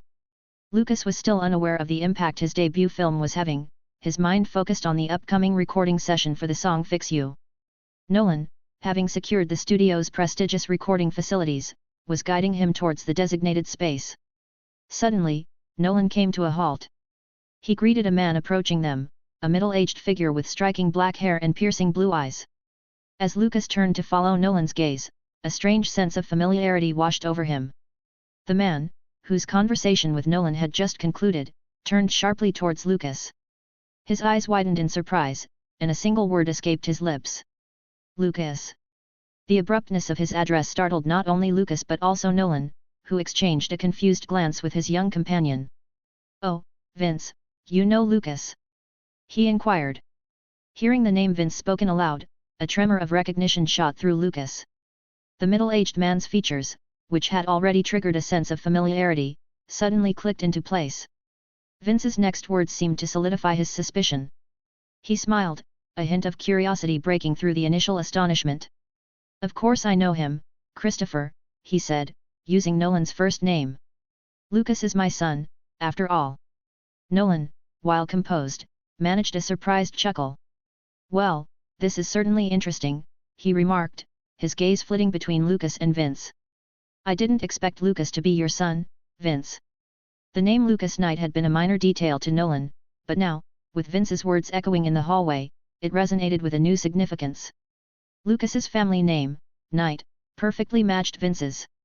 Meanwhile, Vince studied Lucas with a curiosity etched on his face. His brow furrowed slightly as he asked, "What are you doing here, Lucas?" The question, seemingly innocent, triggered a wave of apprehension within Lucas. He knew, from the fragmented memories he'd inherited and from the previous owner's diary, that the original Lucas and his father had a strained relationship. How should he respond? Seeing the hesitation flicker across Lucas's face, Nolan stepped in smoothly. "Lucas is actually involved in my current film project, Vince," he explained, offering a friendly smile. "He's one of the talented actors you'll see on screen soon." Vince's surprise was evident. He stroked his chin thoughtfully, his gaze lingering on Lucas. "An actor, hey?" he murmured. "Interesting. So, he's part of the recording session you mentioned?" Nolan nodded, relieved to steer the conversation away from potentially sensitive topics. "Yes, he's lending his voice to a crucial part of the soundtrack," he confirmed. As they spoke, Lucas remained silent, his mind caught in a whirlwind of conflicting emotions. Nolan, who can subtly perceived the situation, couldn't quite shake the uncomfortable tension radiating from Lucas after his encounter with Vince. While he didn't pry, he felt compelled to offer an escape route. "If that's all, Vince," he interjected diplomatically, "we best be on our way. Recording schedule's quite tight, you see." Vince, seemingly understanding, offered a curt nod. Of course, of course. My apologies for taking up your time." He turned to Lucas, his hand briefly resting on his shoulder with a firm squeeze. "We can always catch up later, son," he said, his voice carrying a hint of both warmth and unspoken expectations. "If you want, that is." Lucas, caught between relief and apprehension, could only manage a hesitant nod. As Vince melted back into the flow of the hallway, a sigh escaped Lucas's lips. Nolan, sensing his unease, offered a reassuring pat on the shoulder. "You seem a bit on edge," he said, his voice gentle. "I don't know why you are uncomfortable to meet your father, but for now, let's focus on the song. We have a great piece to create." Lucas, grateful for Nolan's quiet understanding and his choice to avoid prying questions, nodded in agreement. Chapter 89, Emergence. The encounter with his father, Vince, still lingered in Lucas's mind as he entered the Warner Brothers Studio HQ recording studio with Nolan. A whirlwind of emotions swirled within him: confusion, apprehension, a flicker of curiosity. Yet, as he stepped into the soundproof booth, the familiar hum of the equipment and the warm glow of the control panel similar to Fox Searchlight recording studio anchored him in the present. Nolan offered a reassuring smile. "Ready to sing your composed song Fix You, Lucas?" he asked, his voice infused with a contagious enthusiasm. Lucas nodded, taking a deep breath. The song, with its poignant lyrics about healing and resilience, resonated deeply with him at that moment. He closed his eyes, silencing the inner chatter, and let the music wash over him. He had meticulously recreated the melody and arrangement of Fix You by Coldplay on paper, capturing the essence of the original. He handed the composition to the recording studio's talented team, who eagerly awaited his performance. As the first notes of the Fix You filled the booth, Lucas closed his eyes and let the music guide him. His voice, initially tinged with apprehension, gradually gained strength and conviction. He poured his emotions into the lyrics. The independent film 127 Hours, defied expectations with its initial limited release. Initially screened only in a handful of theaters by Fox Searchlight, the film generated unexpected buzz and strong audience response. Faced with such positive feedback and promising box office performance, Fox Searchlight already expanded the film's release to more theaters. This wider distribution further fueled the momentum, with 127 Hours grossing an impressive $800,000 in just a few days. This success was particularly remarkable considering its status as an independent film with a moderate budget of $15 million and its lead actor, Lucas Knight, being a relative newcomer. This breakout performance brought Knight onto the radar of Hollywood players. Prestigious talent agencies like CAA, ICM, WME, and UTA took notice of the film's young star and sought to learn more about his potential. Beyond the major agencies, independent studios like Miramax, The Weinstein Company, and others also expressed interest in Knight, recognizing his talent and the buzz surrounding him. Lucas's performance in 127 Hours proved to be a breakout moment for the young actor. His raw talent and ability to embody the film's protagonist garnered critical acclaim and industry attention. As a result, his agency, IAA, started receiving project offers specifically for Lucas to audition. This shift in attention marked a significant step forward in his career. Beyond his acting, the song "The Scientist" covered by Lucas in the film's closing scene resonated with audiences. Budding singers, both beginners and those with some experience, took to YouTube, creating their own renditions of the song. These covers, accumulating hundreds or thousands of views, contributed to the film's overall buzz and further solidified Lucas's name in the public eye. While Lucas's rise to fame was gradual and unassuming, it held immense significance. With 127 Hours as his debut film, he managed to establish himself as a talented actor with a promising future. Los Angeles, Warner Brothers. HQ. The chance encounter with Lucas at Warner Brothers. HQ caught Vince off guard. Learning that his estranged son had not only become an actor but secured a role in Christopher Nolan's upcoming film was a surprise, to say the least. Vince knew Nolan's reputation for meticulous casting, which suggested Lucas possessed at least a commendable amount of talent. He had allowed himself to become somewhat distant from Lucas's life, but seeing his son's ambition and accomplishment rekindled a curiosity about Lucas' career. He instructed his assistant to gather information on Lucas's career, and the details that surfaced further surprised him. Within minutes, a detailed report landed on Vince's desk. The information revealed a surprising truth: Lucas was not just pursuing acting, he had landed the lead role in Danny Boyle's recently released film, 127 Hours. This newfound success, achieved without his involvement, sparked a mix of emotions within Vince. Vince traced his finger along his chin, a contemplative murmur escaping his lips as he finished reading the report. "Interesting," he muttered, his voice laced with a curious mix of emotions. His relationship with Lucas had always been strained, he even kicked Lucas out of the house due to the influence of his current wife. Seeing his son carve his own path in acting, especially without his influence, was a surprise that stirred a complex cocktail within him. Beyond the personal, Vince's professional side became intrigued. As a fellow director, he knew Danny Boyle's reputation, particularly his 2008 Oscar win. The combination of Boyle's talent and the true-life story of Aaron Ralston piqued his curiosity. He couldn't help but wonder how Lucas, his distant son, had performed in such a demanding role. Unable to resist the pull, Vince scheduled a trip to the Los Angeles theater to see 127 Hours for himself. Chapter 90, Disbelief and Conclusion. Vince, a former indie darling turned successful Hollywood director, had carved out a niche in superhero blockbusters for Warner Brothers. While his early career was marked by critically acclaimed indie works, the financial success of his DC superhero blockbusters had shifted his focus towards commercially driven projects, and with his success in directing commercial films, he felt the indie scene lacked the grandeur and mainstream appeal of superhero sagas. Yet, here was Lucas, staring back at him from the report, the lead in an indie film directed by none other than Danny Boyle, an Oscar-winning filmmaker. Vince couldn't dismiss the professional intrigue. West side of Los Angeles. Dimmed lights enveloped the new art theater, its west side ambience humming with anticipation. Vince, alongside his assistant Mark, settled into their seats, his face betraying a stoic indifference. He held no grand expectations for 127 Hours. As the narrative unfolded, however, a subtle shift took hold. Vince and Mark found themselves drawn into the protagonist's harrowing struggle, Lucas's raw portrayal anchoring them with its authenticity. The intensity of the story, coupled with his Lucas emotional portrayal, exceed initial skepticism. Even Mark, typically stoic, visibly flinched during the harrowing amputation scenes, his hand instinctively reaching for his eyes. By the film's end, a poignant silence descended upon the theater.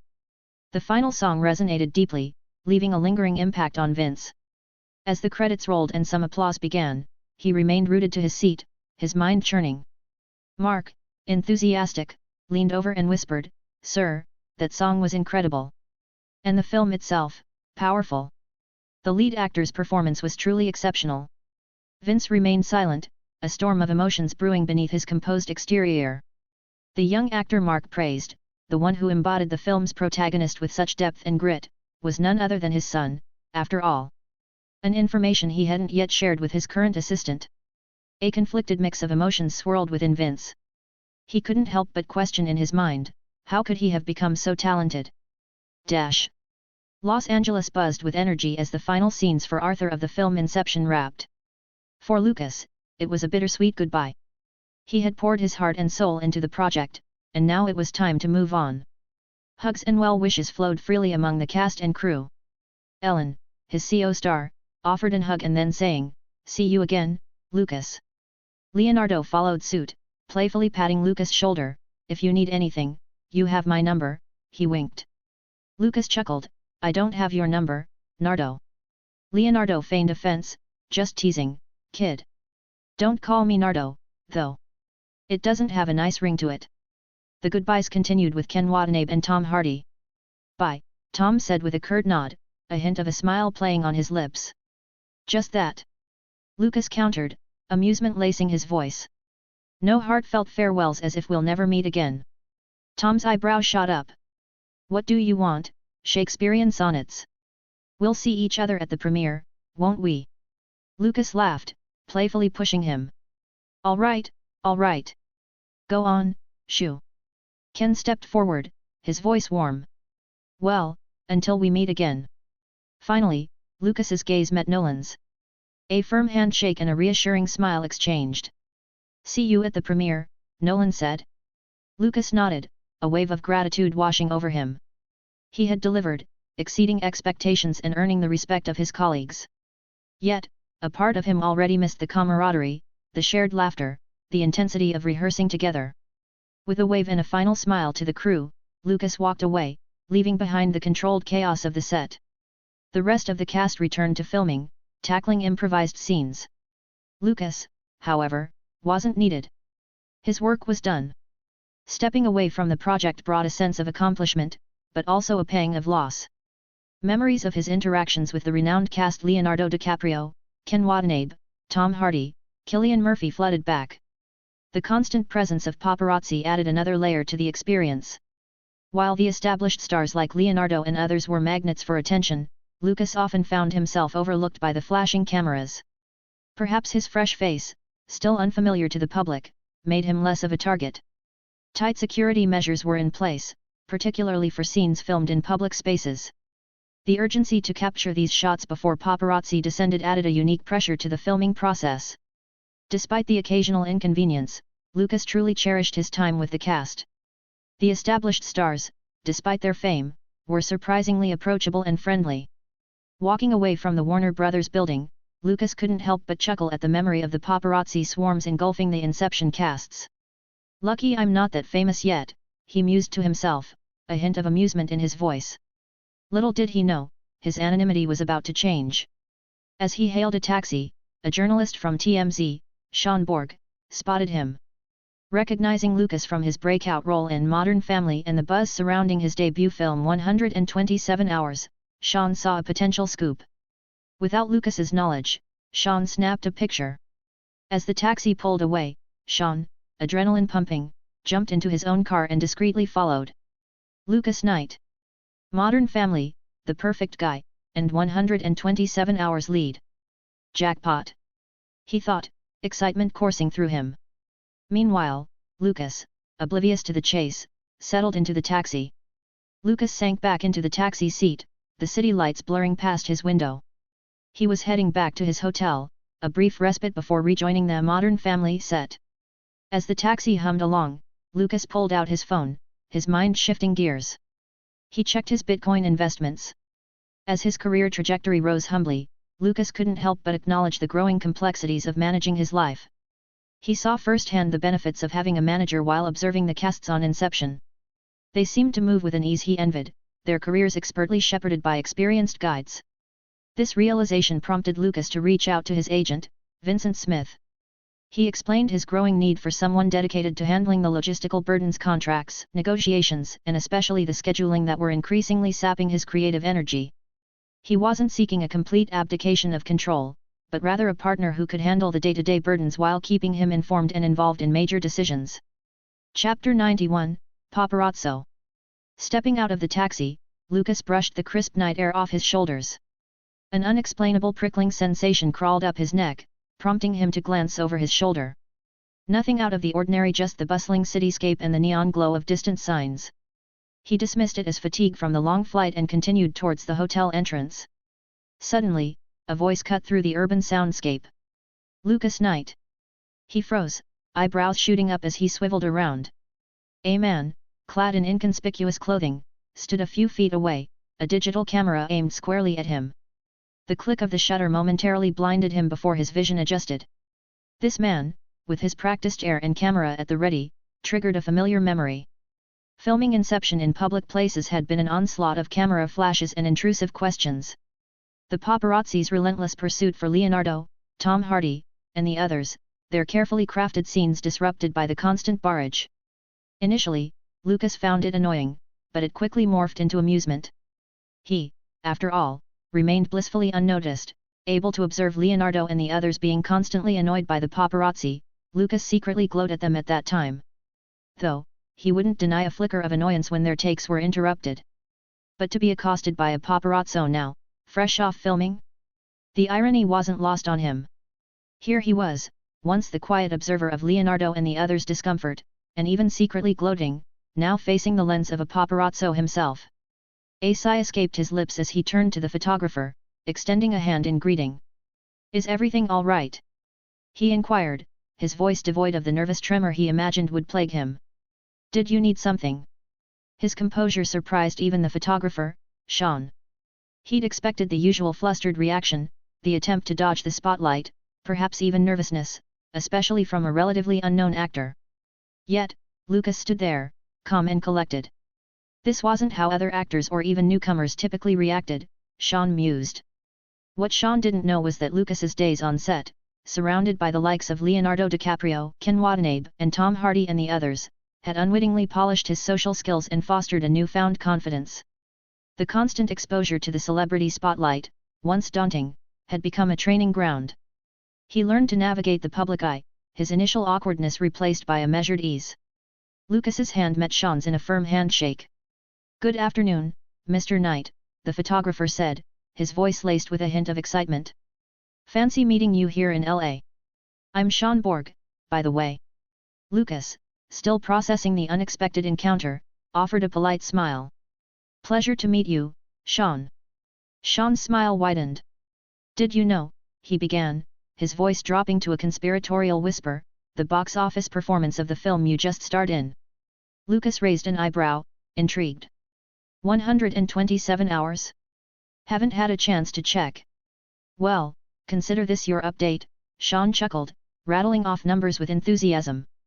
97% on Rotten Tomatoes, 9.1 rating on IMDb, and the box office has already hit $820,000 in just 6 days.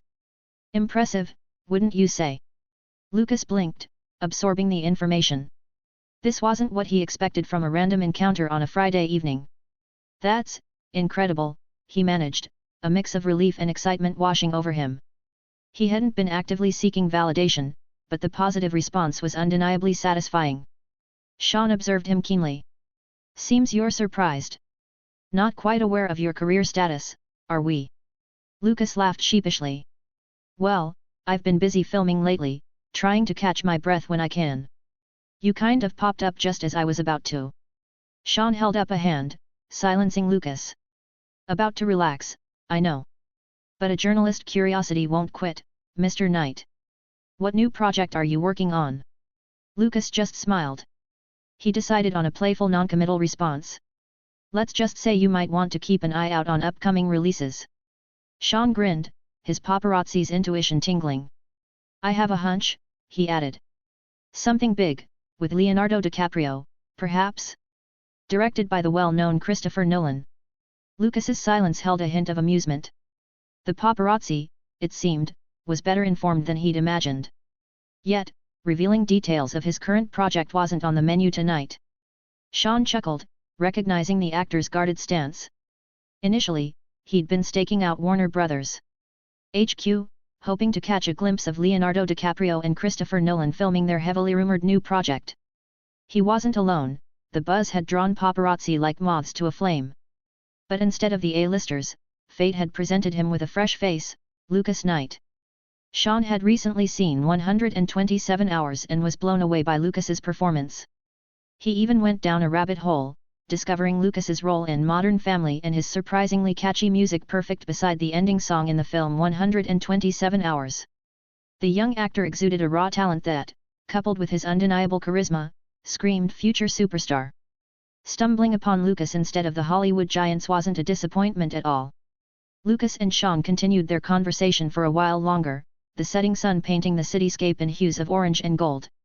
And with a polite smile, Lucas excused himself and entered the hotel's revolving doors. Sean watched him go, the click of his camera the only sound in the bustling street. Sean didn't pursue. The chase held little allure. While Lucas's rising star status and undeniable talent were clear, he wasn't yet the A-lister Sean usually chased. There were bigger names, bigger headlines, and ultimately, bigger paydays.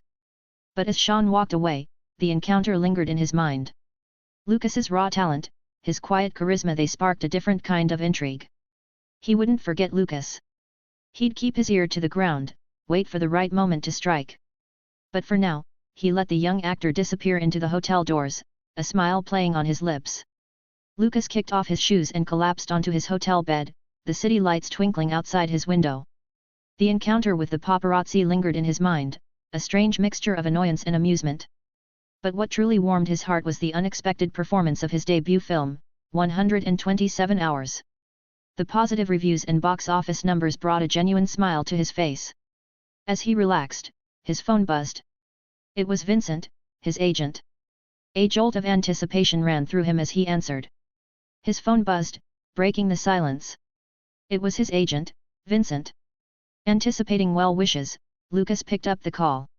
Lucas, Vincent began, his voice brimming with excitement, I just got the latest figures for 127 Hours. Lucas chuckled, cutting him off. You can save it, Vincent. The paparazzi already spoiled the surprise. Vincent's surprise was palpable. A paparazzi? That's unexpected. Are you all right? More than all right, Lucas assured him.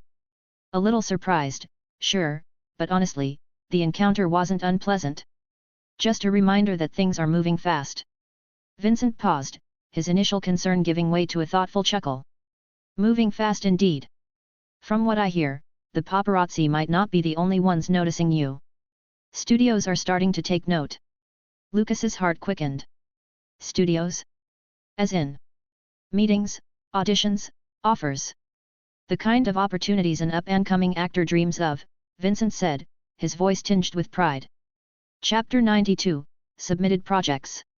The buzz of Vincent's words lingered in Lucas's mind as he hung up the phone. Excitement simmered beneath the surface, but for now, thoughts of potential projects were set aside. A delicious meal, a well-deserved rest, and then sleep beckoned. Time seemed to melt away as Lucas drifted off, lulled by the gentle hum of the air conditioner. Perhaps it was the lingering effects of his mind workshop ability, but morning arrived before he knew it. After a quick breakfast, Lucas took to the streets for a brisk jog. The cool air invigorated him, and the early morning sun painted the city in hues of gold and orange. Back in his room, a refreshing shower washed away any remaining sleepiness. With renewed energy, Lucas headed towards the Modern Family set. The familiar faces of the cast and crew greeted him warmly. Ty Burrell, beamed, Lucas. It's been too long. Lucas chuckled, returning the smile. Hey Ty, how are you guys doing? Can't complain, Ty replied, followed by a greetings from Julie and Sarah Hyland. We heard your film is a hit. Congrats. Lucas grinned. Thanks. I hear Modern Family is doing pretty well too. Yeah, the ratings are solid, Julie chimed in, her smile genuine. The conversation flowed easily, Lucas catching up with Sarah and the other cast members. He even exchanged a few jokes with the show's writers, Stephen and Christopher, before preparations for filming began. The final scene wrapped. Lucas lingered, soaking in the bittersweet satisfaction of the filming the episode was completed. Bidding farewell to cast and crew, he took a moment to breathe, the weight of his burgeoning career settling on his shoulders. His phone buzzed a call from Vincent. Ready to hear the offers. His agent's voice crackled through the line. Bring it on, Lucas replied, a mix of anticipation and trepidation churning within him. Vincent launched into a whirlwind of potential projects. HBO's Seven Kingdoms series sparked a flicker of recognition. Could it be the early name of Game of Thrones? Vertigo Entertainment wanted him to lead their abduction film. Other studio names followed, each offer promising a different kind of spotlight. Lucas listened intently, a small smile playing on his lips. And what about independent films? He interjected, his voice betraying a deeper interest. Vincent hesitated. He understood the allure of major studios, their budgets, and the wider reach. But Lucas, he knew, craved more than just fame. He craved the freedom to explore, to push boundaries, to truly inhabit characters. There are a few, Vincent admitted, his voice tinged with a sigh. He detailed them: smaller projects with passionate filmmakers, scripts that hinted at raw emotion and psychological depth. Lucas's smile widened. He wasn't oblivious to the studio offer's potential, the Seven Kingdoms project especially piquing his curiosity. But as an actor, his hunger was for more than just a big name attached. He yearned to delve into roles that challenged him, that allowed him to experiment with his mind workshop ability, to truly lose himself in the art of storytelling. Vincent shifted in his chair, his eyes briefly scanning the pile of scripts and emails before him, the independent offerings. Lucas's electrifying performance in 127 Hours obviously sent ripples through the industry, by the fact that attracting attention not just from major studios but also from independent filmmakers. Swallowing his reservations, he cleared his throat. "All right, let's talk indie," he began, his voice betraying a hint of forced enthusiasm. "First up, we have The Art of Getting By from Gavin and Searchlight Pictures. It's a coming-of-age story with a quirky charm." He continued, listing each project with practiced ease. "Seth Rogen's got a dramedy called 50/50ths in the mix, could be a good laugh. Then there's Like Crazy, an independent romance from an independent newcomer. And even an international offer, Midnight in Paris from a French studio, intriguing premise." Vincent rattled off the details, each film offering a glimpse into a different world, a different storytelling approach. He couldn't help but feel a pang of doubt: would any of these independent projects truly launch Lucas into the stratosphere? Lucas absorbed Vincent's words, his mind buzzing with the possibilities. Some projects sparked a particular interest: 50/50, a dramedy with a relatable message; Like Crazy, an independent romance promising intimacy and depth; Drive, a sleek and stylish thriller; and Midnight in Paris, a foreign film with a touch of fantasy. Excitement crackled in the air. The prospect of using his mind workshop ability to inhabit these diverse characters fueled his anticipation. He could almost feel the emotions, the nuances, the very essence of each role. "Tell me more," Lucas urged, his voice filled with a mix of curiosity and determination. Then he told Vincent the 4 projects that took his attention. "These 4 projects stand out to me. What can you tell me about their filming schedules?" Vincent launched into details, his voice measured yet revealing. "Like Crazy," he explained, "aims for a quick turnaround, estimate to be wrapped up in around 4 weeks. 50/50ths and Drive are estimated to take about 5 weeks each. Midnight in Paris, however, might require a bit more time, stretching to 7 weeks due to its intricate setting and filming locations." Lucas had a thoughtful glint in his eyes. The major studio offers, tempting as they were, paled in comparison to the artistic potential he saw in these independent films. The shorter filming durations were also appealing, allowing him to experiment with multiple projects and constantly push his boundaries with his ability mind workshop. Chapter 93, Back to New York. New York. Fresh off the plane from Los Angeles, Lucas felt a familiar energy pulsate as he stepped back onto the bustling streets of New York. His first stop? Liza's restaurant. He pushed open the door. The place seemed to be thriving, the aroma of spices and sizzling meats wafting through the air. Lucas settled into his usual corner, his eyes scanning the room. There was Leonard, his face flushed with concentration as he took orders. He caught a glimpse of Leonard heading back to the kitchen, then a double take as their eyes met. A grin spread across Leonard's face as he hurried over. "Look who's here." "You're back." Lucas chuckled, returning the smile. "Hey, Leonard.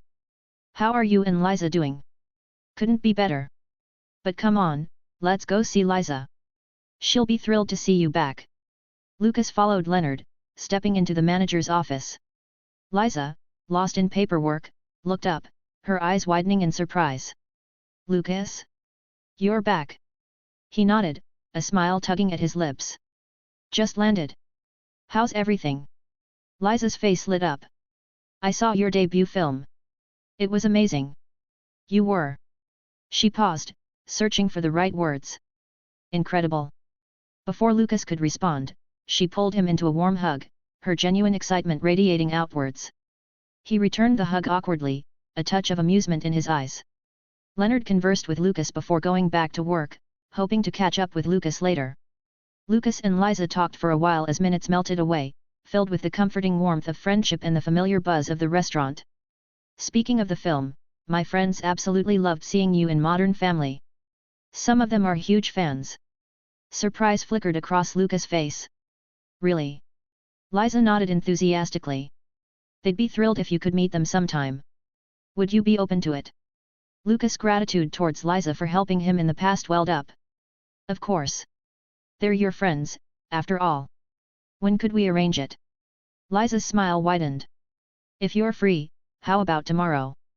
Sounds good, Lucas agreed. Where do we meet? Liza's voice grew softer. Actually, it's at the hospital. Lucas' brows furrowed slightly. The hospital? Why there? Liza took a deep breath. My friends, they're cancer patients, spending time with them, talking, playing games. I volunteer to visit them regularly. Lucas blinked, a mix of confusion and curiosity washing over him. Volunteer? Play? You mean? Liza blushed a light pink. Well, yes. Most of them are children, with a few teenagers. Understanding dawned on Lucas' face. So, your friends are children battling cancer. Liza nodded, a hint of vulnerability in her eyes. Seeing Lucas fall silent, she worried he might change his mind. If you're uncomfortable, it's completely fine. Lucas cut her off, his voice firm. Are you kidding? Of course I'll go. Liza's eyes widened in surprise. Really? He nodded, a smile playing on his lips.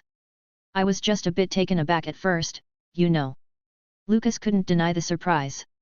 He hadn't known about Liza's dedication to volunteering with these children. A wave of warmth and admiration washed over him. Liza's face lit up with relief and gratitude. Thank you, Lucas. This means the world to me. They chatted for a while longer before Lucas headed back to his apartment. Lucas expected his apartment to be buzzing with Paul's usual energy, but the silence greeted him like a forgotten song. Perhaps Paul was out, networking his way through the industry as original Lucas had described in diaries sometimes. After all, the man had more connections than his casual demeanor suggested. Lucas settled in, booting up his computer. His Bitcoin portfolio, a remnant of his future knowledge, was already flourishing, but the thrill of financial security didn't quell the desire to share it with his friend. A significant chunk of those digital coins would soon find their way to Paul's wallet. The next stop was the familiar IAA building in New York. Vincent, his agent, greeted him with a warm handshake and a genuine smile. After exchanging pleasantries, they settled into Vincent's office, Lucas eager to discuss the script offers waiting for him. Like Crazy, 50/50, Midnight in Paris, Drive, and even the tantalizing prospect of HBO's Seven Kingdoms, the list was diverse and exciting. Lucas began, I'm interested in these 4 films, but scheduling them with. Might be possible, Vincent interjected, a knowing smile playing on his lips. Studios aren't as rigid as you think. The filmmakers behind these projects, impressed by your work in 127 hours, are willing to adjust their schedules for your auditions, even wait for you to confirm. Lucas blinked, surprised. Really? Vincent nodded affirmatively. Your breakout performance seems to have left quite the impression. A mix of emotions washed over Lucas, relief, excitement, and a renewed sense of responsibility. Then the conversations shift about Vincent finding Lucas a manager. While Vincent offered some options from within IAA, he also cautioned Lucas against rushing into a decision. Vincent recognized the potential value of waiting for someone with established Hollywood connections, someone who could navigate the industry's complexities and open new doors for Lucas. Back at his apartment, the 4 scripts Vincent had handed him beckoned. Hours melted away as Lucas delved into each story. Like Crazy impressed him with its raw honesty, its departure from the sugary clichés that often dominated rom-coms. The film's promise of a realistic portrayal of love's challenges resonated deeply. Next, Drive challenged his expectations. Unlike the adrenaline-fueled frenzy of Fast and Furious, this script hinted at a deeper exploration, a story where car chases served a character-driven narrative. The intrigue was undeniable. Then came the French studio offer, Midnight in Paris. Lucas was enthralled by its premise, but a nagging doubt gnawed at him about the ending. Still, the script sparked his imagination, leaving him wanting more. Finally, 50/50ths tackled the sensitive topic of cancer survival. The script offered a unique perspective, a character named Adam undergoing the emotional journey of a cancer patient. Lucas found himself drawn to the role, wondering how he would embody Adam's vulnerability and strength in the mind workshop. The mention of cancer triggered a memory. He thought of Liza, his friend and former boss, and her dedication to volunteering with children battling the disease. Lucas closed the final script. The possibilities ahead seemed endless, and he was determined to navigate them with both ambition and compassion. Chapter 94, Volunteering. The early morning sun cast a soft glow on the bustling entrance of the Charity and Public Hospital, Bellevue Hospital Center as Lucas arrived on a Sunday. He spotted Liza sitting patiently on a public bench, her face edged with quiet concern. A warm smile lit up her features as she caught sight of him, and she gave him a gentle wave. Their conversation flowed easily as they entered the hospital together.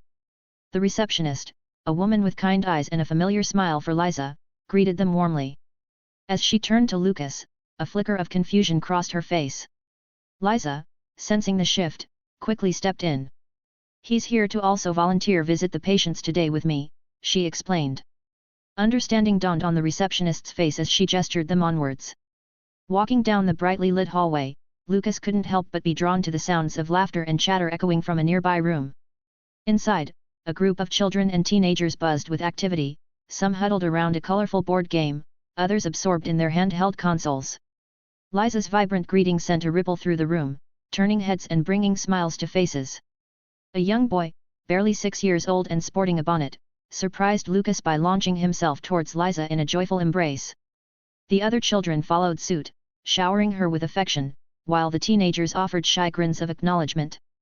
The warmth from the scene washed over Lucas, tinged with amusement as he noticed the teenagers clutching handheld consoles. As the children and teenagers turned their attention to him, he saw recognition flicker in several eyes. A young boy named Jonathan, barely containing his excitement, blurted out, "Hey, aren't you Dylan?" "No way, Jonathan," Nicole, an 8-year-old with bright pigtails, chimed in, shaking her head. "He just looks like him. Dylan wouldn't be here." Undeterred, Jonathan marched towards Lucas, his brown eyes shining. "I know it's you, big brother Dylan. Come on, chase big sister Haley." The children swarmed around Lucas, their boisterous energy both infectious and overwhelming. Liza observed the scene with a knowing smile, amusement dancing in her eyes. "Big sister Haley's a meanie," piped up another boy, James. "She dumped you." "Yeah, beg her again to take you back, big bro."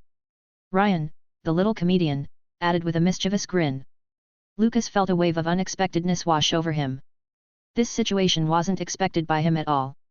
Marion, a lanky teenage girl with a purple streak in her hair, stepped forward. "Guys, leave him alone. Modern Family is just a show. He's not really Dylan." Jonas, the quiet teenager with headphones perpetually perched around his neck, nodded in agreement. "Yeah, he's just the actor who played him." The younger children, initially resistant, started mumbling amongst themselves. A few, perhaps the more mature ones, seemed to accept this explanation. Seeing their confusion, Lucas couldn't help but grin wryly. "Don't worry, little ones," he assured them, kneeling down to their level. "Big brother Dylan and big sister Haley will figure things out. Just trust me." His words sparked a chorus of excited chirps. "Really? Yay! We get to see big brother Dylan again in Modern Family." Liza burst into laughter at their enthusiasm, the sound echoing down the hallway. Even the stoic teenagers cracked smiles, unable to resist the children's infectious joy. Time seemed to melt away as Lucas interacted with the children. Their initial shock and excitement gradually morphed into a comfortableness with Lucas' company. Liza watched with a smile, while Lucas can see a hint of playful jealousy in Liza's eyes teasing him eyes as the kids clung to him, vying for his attention. "Big bro Lucas," piped up a tiny voice, "can you sing us Perfect? Like in the show?" Lucas chuckled, ruffling the child's hair. "All right, little one. Why not?" His agreement ignited cheers from the group, even drawing curious glances from the teenagers. As Lucas's voice filled the room, a nurse rounding the corner stopped dead in her tracks, ears perked. The melody was unmistakable, and the singer, could it be? Hesitantly, she approached, recognition dawning on her face. There was no doubt about it, it was Lucas, the actor who played Dylan in Modern Family. A mixture of surprise and delight flushed her cheeks. When the last note faded, the room erupted in applause. Liza clapped enthusiastically, her eyes sparkling. But the children weren't finished. Their imaginations buzzing, they turned their eager gazes towards both adults. Is Big Sis Liza your new girlfriend after Big Sis Haley, Big Bro Lucas? One child blurted out, sparking a chorus of giggles. A blush crept up Liza's cheeks as she playfully swatted the child's arm. Lucas let out a hearty laugh hearing the children's curious questions, joining in the light-hearted exchange. He just played along and playfully draped his arm over Liza's shoulder, eliciting a flustered yet amused smile from her. The children cheered, their innocent joy filling the air. The goodbyes felt heavy in the air as Lucas and Liza prepared to leave the room. Laughter and chatter dimmed, replaced by a quiet understanding of unspoken goodbyes. Lucas felt a pang in his chest as he saw the children's previously joyous expressions soften slightly. Liza assured them of her return, promising with a warm smile, "I'll see you all again soon, okay?" Several voices piped up, "Will you bring big brother Lucas too?" Liza, unable to speak for him, looked at Lucas with a question in her gaze. He met her eyes, a silent understanding passing between them. "I'll come again," he declared, his voice firm yet gentle. A collective gasp of excitement filled the room. "Really?" Nicole chimed in, her eyes wide with anticipation. Lucas nodded, his smile spreading wider. "Really?" The children surged forward, their voices overlapping in a flurry of requests. "Pinky promise. Swear on a pinky promise." Lucas couldn't help but chuckle at their enthusiasm. He held out his pinky, linking it with theirs one by one. "Pinky promise," he confirmed, "I'll come back as soon as I have some free time." "Free time? When's that, big bro?" Jonathan asked, his brow furrowed in confusion. Lucas smiled, as he promised, "I'll be back for sure. But not too soon, you see, big bro has quite a bit of work to do." A few faces fell, disappointment flickering across them. "Just like my parents," Ryan mumbled, a hint of bitterness in his voice. Other children murmured in agreement, their brief moment of joy tinged with the reality of their situation. Despite the downcast moment, Lucas's promise had left a spark of happiness in their eyes. Stepping outside the hospital, Lucas carried a quiet weight in his heart. Contrary to his expectations, the faces of the children and teenagers he met hadn't been edged with despair. Instead, a spark of hope flickered in their eyes, as vibrant as the colors of the board game they played. Their laughter echoed faintly, a testament to the tenacious spirit that refused to be subdued by illness. Yet, under the surface of that joy, Lucas sensed a depth of understanding. These young souls, burdened by challenges he could barely fathom, carried a quiet awareness of their circumstances. It was a duality that struck him, the resilience that allowed them to play with carefree abandon, and the maturity born from facing their own mortality. He hadn't anticipated their unwavering faith either. He had imagined cynicism taking root, questioning a higher power in the face of such suffering. But their eyes held a quiet belief, a glimmer of something bigger than themselves that sustained them. From the time Lucas got along with them, their stance in their beliefs was obvious. In their innocence, they understood the preciousness of life in a way many adults, shielded from harsh realities, never could. He witnessed hope battling doubt, resilience overcoming fear, and faith offering solace in the darkest corners. These children, these teenagers, weren't just brave, they were warriors, fighting their battles with a grace that somehow humbled him. Chapter 95, Connections. Leaving the Bellevue Hospital with emotions churning, Lucas returned to his apartment. The sight of the courageous children battling illness had triggered a profound desire to help. He decided to contribute a significant portion of his earnings to the hospital.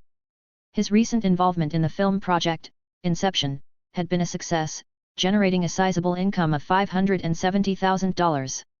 Although the initial offer was $700,000, deductions for his agency, representation by Vincent, and taxes had reduced the final sum. Nevertheless, Lucas was confident in his ability to replenish these funds through upcoming projects he'd already planned to audition. Driven by empathy, he wasted no time in contacting Vincent. He instructed his agent to allocate $200,000 from his recent earnings to the Bellevue Hospital, specifically earmarked for their pediatric cancer wing. He knew this wouldn't erase the pain, but it could offer some comfort and support to those brave young warriors. Vincent's surprised gasp resonated through the receiver. "Lucas, are you serious? Donating $200,000." A beat of silence followed, Vincent likely processing the unexpected request. After all, Lucas's money was his to do with as he pleased, but this was a significant amount, especially directed towards a cause close to his heart. "Understood, Lucas," Vincent finally replied. "Your bank account details are secure with me, and I'll ensure the donation reaches the hospital swiftly." Lucas appreciated Vincent's professionalism. "Thank you, Vincent." Then, Vincent asked, "And under what name?" "Let's make this our first official philanthropic endeavor," Lucas mused. "LK Charity. What do you think?" "LK Charity," Vincent repeated, added. "Are you sure you want to go public with this?" Lucas considered this for a moment. The spotlight wasn't something he craved, but perhaps there was power in transparency. "Maybe not now," he decided. "Let's start small. But yes, eventually, I want it to be known." "This won't be the last we do, Vincent." The conversation ended, and with a sense of purpose settled within him, Lucas set off to find Samantha at the bar where she worked. The bar buzzed with a low hum as Lucas entered, seeking out Samantha. He scanned the dimly lit room, the scent of bourbon and laughter filling his senses. Then, he spotted her. Not behind the bar as expected, but on stage, bathed in the spotlight, her voice filling the room with a soulful melody. He settled into a seat, drawn in by the familiar cadence of her music. It had been months since they last met, and he couldn't help but notice a subtle shift in Samantha. There was a new maturity in her eyes, a quiet confidence that seemed to emanate from the stage. Yet, her youthful charm remained. As the last note faded, applause erupted, and Lucas smiled, catching her eye. A flicker of surprise crossed her face before recognition dawned. A blush crept up her cheeks as she excused herself from the stage, microphone passed off to a colleague. She moved towards Lucas, her smile genuine. "Lucas. What a surprise. I wasn't expecting you to be back." His chuckle held a hint of warmth. "And vice versa. Happy to see you, Samantha." They exchanged greetings, a comfortable familiarity settling between them. A playful pout touched her lips. "We had a promise, remember? Recording your songs? You disappeared for months, leaving me hanging." Lucas's laugh was apologetic. "Tight schedule, I'm afraid. But that's why I'm here. Still interested in recording?" Her smile broadened. "Oh, definitely. In fact, I was about to ask you the same thing." Then she added, "Speaking of which, 127 hours had me in tears." A genuine smile touched Lucas's lips. They spent the next few minutes delving into the film, Samantha peppering him with questions about the behind-the-scenes process. Finally, he steered the conversation back to the original purpose of his visit. "So, about those recordings." As the conversation flowed, Lucas's ears perked up at the name Samantha mentioned, Electric Lady Studios. He knew it well, a legendary recording space steeped in history, having hosted the likes of John Lennon and Jimi Hendrix. Lucas had initially assumed Samantha's connections were more local to the bar scene, but this hinted at something wider. Then Samantha explained, "It's not actually my connection. My aunt, Elena Rhodes, also the bar manager, have connections with the studio manager of the Electric Lady Studios." The name Elena Rhodes sparked a memory for Lucas. He vaguely recalled a woman in her late 30s, the bar manager, who had approached him after a short performance at the bar several months ago. He'd almost forgotten the brief encounter, and the contact card must be still in the pockets of his pants he used that day. Following Samantha's lead, they approached Elena, who stood by the bar, overseeing the evening's flow. Recognition dawned on her face as Lucas came closer. This was the young man with the captivating voice, the one whose song had lingered in her mind ever since. "Young man." After a moment, she exclaimed, a warm smile spreading across her features. "It's so good to see you again. I still remember that beautiful song you sang." Lucas chuckled, a little flattered. "Thanks, I appreciate that. Actually, Samantha was just telling me about the possibility of recording at Electric Lady." As Lucas, Samantha, and Elena delved into the recording details, a slight hitch arose. "All right," Elena announced, "I'll do my best to reach out to studio manager Lee and get you scheduled." Lucas's face fell slightly. "So, no chance of recording tomorrow?" Samantha echoed his disappointment. Elena chuckled, understanding their eagerness.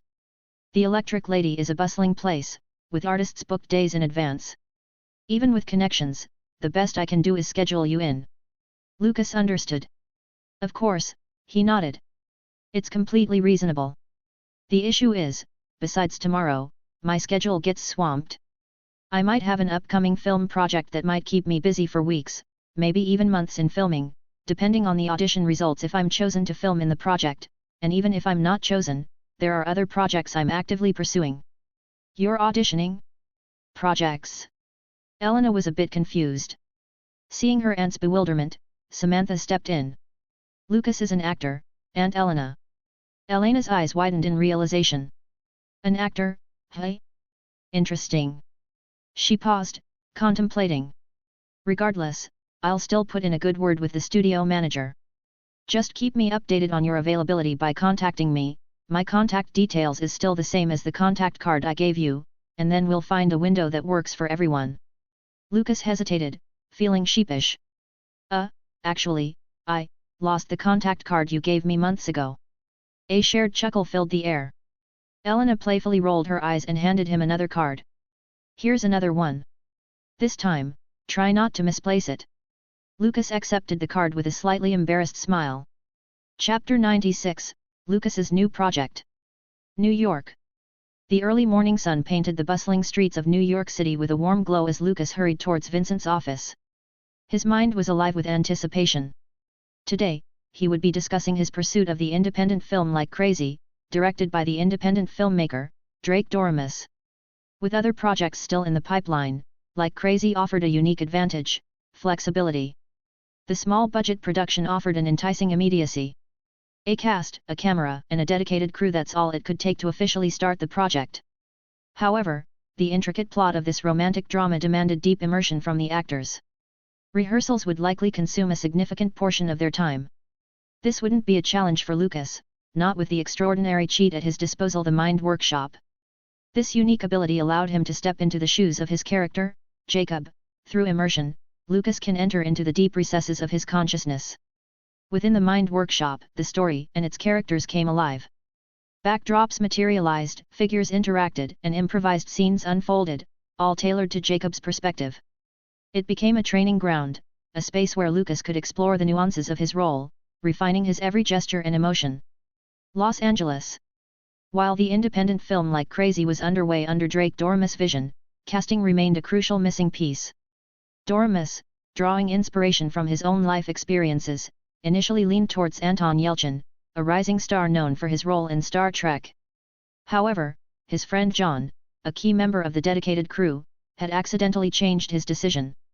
John urged Doremus to watch an independent film gaining popularity in independent film circle, not just for its controversial headlines regarding the fainting in the audience, but also for the exceptional performance of a young actor named Lucas Knight.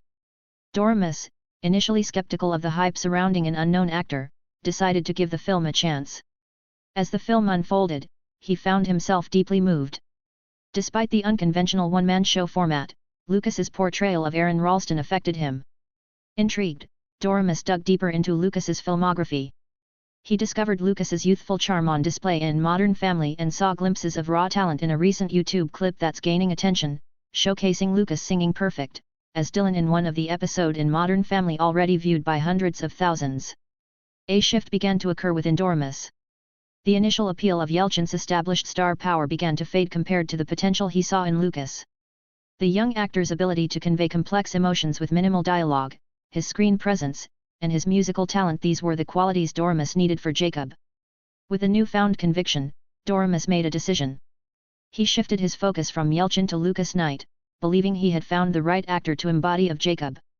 Although undeniably talented, was still a relatively unknown face compared to the established Anton Yelchin. Yet, Drake Doremus felt an unshakable conviction about his choice. Independent films, after all, thrived on taking chances, and if Lucas could deliver in the audition, it would only solidify Doremus's instinct. Moreover, Lucas was already gaining momentum.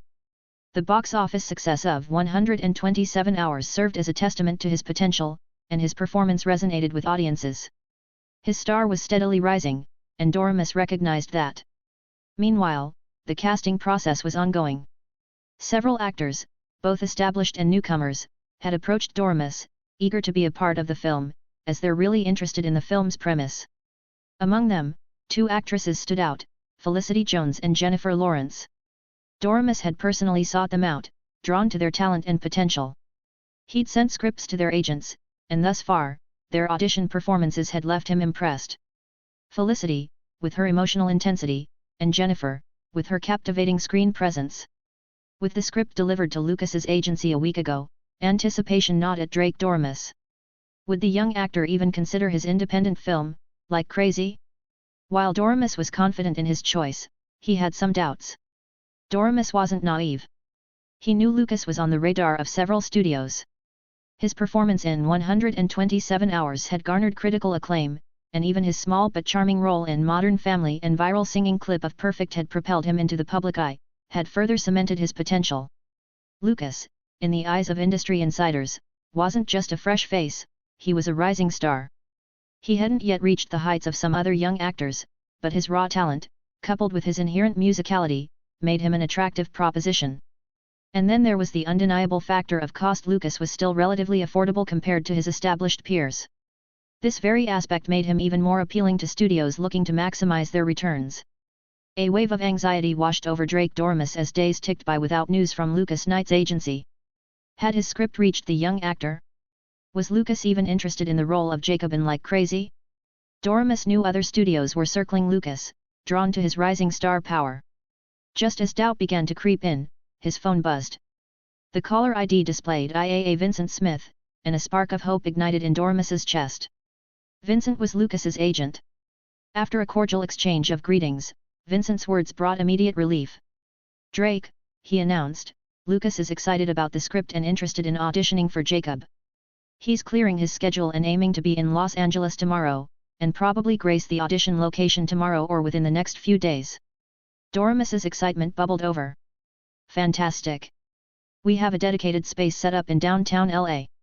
Let me know where I can send the details." "He's already booked a flight," Vincent chuckled. "Just pass on the location. Lucas will be there."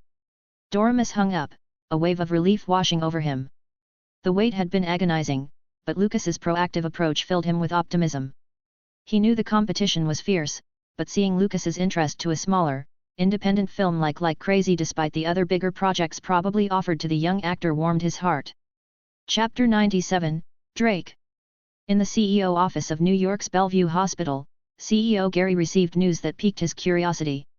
The hospital's development director excitedly informed him of a surprise donation $200,000 earmarked specifically for the cancer ward's young patients. "LK Charity? That name doesn't ring a bell," Gary remarked to his secretary, who confirmed she hadn't heard of them either. Intrigued, yet mindful of procedure, Gary directed the funds to the appropriate department. The money, clearly designated for young patients battling cancer, offered much-needed flexibility. While $200,000 could potentially support 2 to 3 young patients battling cancer for a year, it was obviously wouldn't be enough for the entire group. However, Bellevue Hospital's charitable nature meant it regularly received donations from various organizations, allowing them to accumulate funds and comprehensively support the young cancer patients. LK Charity's contribution, while unexpected, was a welcome addition to the ongoing efforts. Gary, as someone who had a child with cancer in the past, was deeply moved by LK Charity's generosity. He understood the immense impact such a donation could have on these families battling a difficult illness. Los Angeles. The wheels of Lucas's plane kissed the Los Angeles tarmac, the California sun warmly welcoming him. Stepping out of the airport, he flagged a taxi, eager to reach his destination. As he settled into the back seat, a jolt of recognition ran through him. "Sean!" he exclaimed, surprise etching his face. The burly driver chuckled. "Lucas. Thought you wouldn't recognize me, sir." A warm smile spread across Lucas's face. He hadn't seen Sean in months, yet their last encounter, where he'd generously offered Lucas his contact card, felt strangely fresh. The following drive was filled with friendly banter. "How's life treating you, man?" Lucas asked, settling into the comfortable rhythm of the conversation. "Not bad," Sean replied, steering the taxi through the city's road. "Still chasing fares, same as always." The conversation continued smoothly. As they neared Lucas's destination, Sean's offer resurfaced. "Lucas," he said, a touch of seriousness in his voice, "my offer still stands. You need a personal driver, you know who to call." Lucas considered the offer, appreciating Sean's loyalty. "I appreciate it, man. But honestly, I'm not that big a deal yet." Sean laughed heartily. "Big deal? You're an actor, aren't you? Don't sell yourself short." Lucas grinned, his cheeks flushing slightly. "Not exactly A-list yet, but maybe someday." They exchanged a few more words before Lucas reached his destination. As he stepped out, he turned back, a smile playing on his lips. "I'll keep your offer in mind, Sean. Thanks for the ride." Sean waved with a smile. "Anytime, buddy. Anytime." The encounter left a lingering warmth in Lucas's heart as he walked towards the audition location. The Los Angeles sun beat down on Lucas as he navigated the bustling streets, his destination, a quaint cafe where he was to meet Drake Doremus, the indie director. As he entered the cafe, the aroma of freshly brewed coffee and warm pastries greeted him. The space buzzed with conversation and the rhythmic clatter of cups and spoons. Lucas scanned the room, his eyes searching Drake. And then, there he was, Drake Doremus, nestled in a corner booth. Lucas approached. Before Lucas could muster a greeting, Drake's eyes met his. "Lucas Knight," he boomed, his voice tinged with surprise. Lucas, slightly stunned that the director recognized him despite being relatively fresh-faced actor, replied, "That's me." Doremus flashed a light smile. "Nice to meet you. I'm Drake Doremus, the director of this little project." Lucas chuckled, appreciating the light-heartedness. "Pleasure to meet you, Mr. Doremus." "No formalities here," Drake waved a hand dismissively. "Call me Drake, and I'll call you Lucas."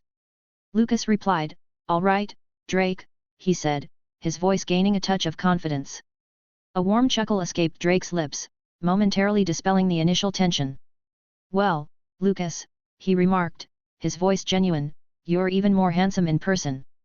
Lucas let out a surprised laugh. "Really? You're the first person who's ever said that."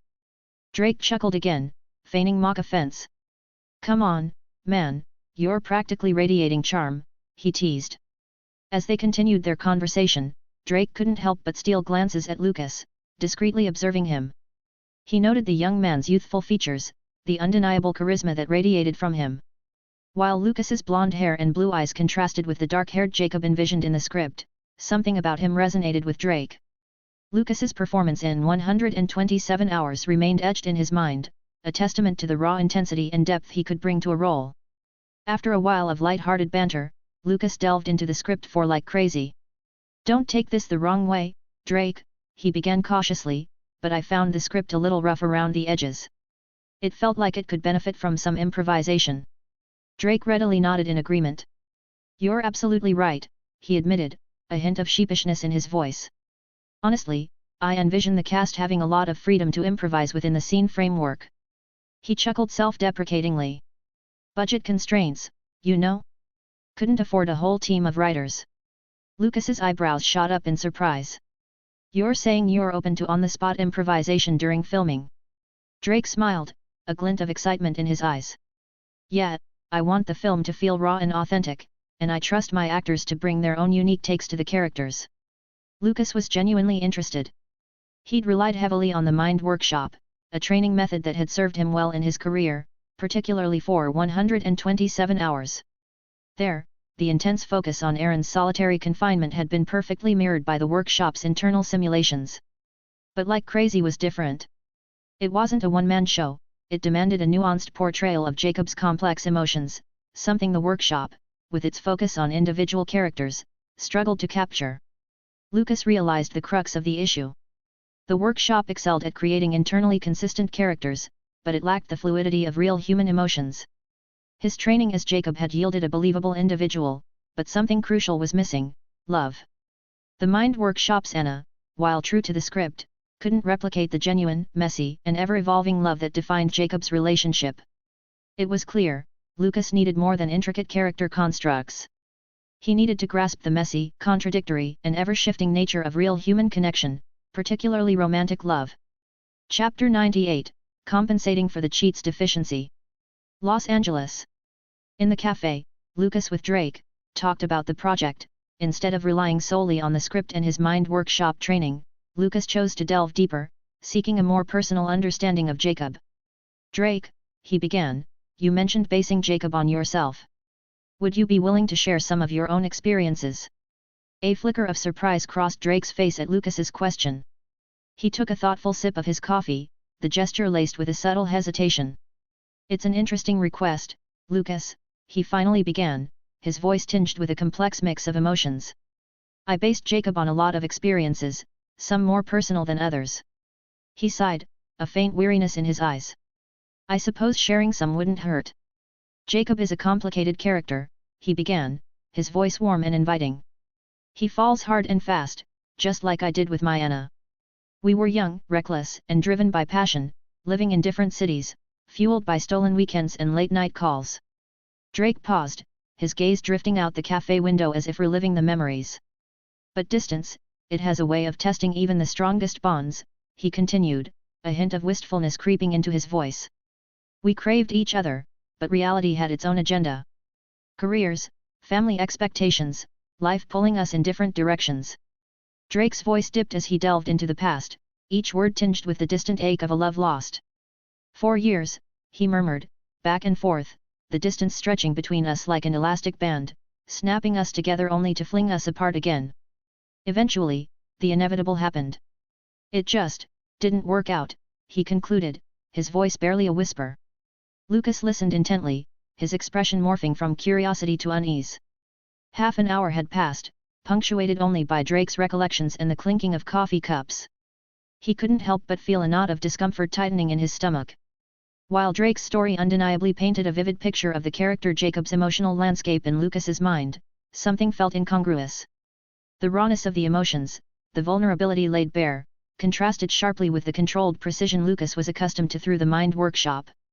It felt messy, real, and unsettlingly unfamiliar. Drake chuckled, noticing Lucas's furrowed brow. Seems like you haven't had much experience with the roller coaster of love, hey? He said, a light tease in his voice. Lucas offered a hesitant smile. You're right, he admitted. That's why I wanted to hear your story. Drake sighed, a flicker of doubt clouding his eyes. Well, there's always my co-writer, Ben. He had a similar experience. Maybe hearing another perspective. I appreciate it, Lucas interrupted, sensing Drake's dwindling confidence. But honestly, you've given me more than enough material to chew on. Drake seemed surprised, a glint of renewed hope flashing in his eyes. You know, besides my personal doubts, he began, a touch of awkwardness in his voice, I haven't actually seen your official audition yet. You haven't? Lucas echoed, raising an eyebrow. I thought that's why we met here. Drake chuckled sheepishly. Well, about that. I did rent a room for auditions, but it wrapped up earlier today. See, things were a bit tight financially. A wave of amusement washed over Lucas. He glanced around the cafe, taking in the curious stares and bustling activity. Was he seriously about to perform right here? Yet, as he met Drake's earnest gaze, the absurdity of the situation melted away. He closed his eyes, taking a deep breath. The mind workshop, a cheat he had relied on heavily, suddenly felt insufficient. Drawing on a different reserve within him, Lucas focused. The cafe faded away, the noise silenced. In his mind's eye, only Drake remained, their conversation transformed into a scene from the script. With newfound flexibility, he slipped into the skin of Jacob, roughly channeling the turmoil and confusion Drake had so vividly described. While Lucas's interpretation of Jacob initially felt rough around the edges due to his lack of personal experience with love, his portrayal of the character's youthful essence was undeniably captivating. As Lucas inhabited the role, Drake watched in awe, impressed by the speed and depth of his immersion. Even more impressive was Lucas's ability to ignore the distractions of the bustling cafe. People around them, initially oblivious, turned their attention to the impromptu performance unfolding before them. Yet, Lucas remained unfazed, his focus laser-sharp as he channeled Jacob's turmoil and confusion. Drake, initially disappointed when he heard from Lucas himself that he lacked of real-world love experience that was important for his film, felt his doubts melt away.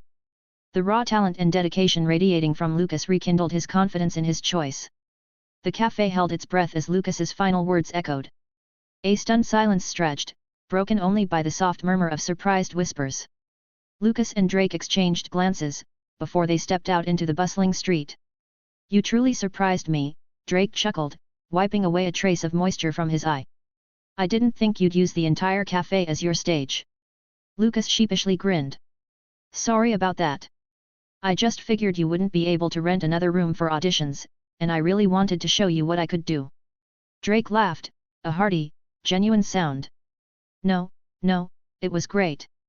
Truth is, the only role left was Jacob, so technically you were the only one left to audition. Could have waited and you could have auditioned in my place, I'm not that strapped to afford a decent spot in LA. A faint blush crept up Lucas's neck.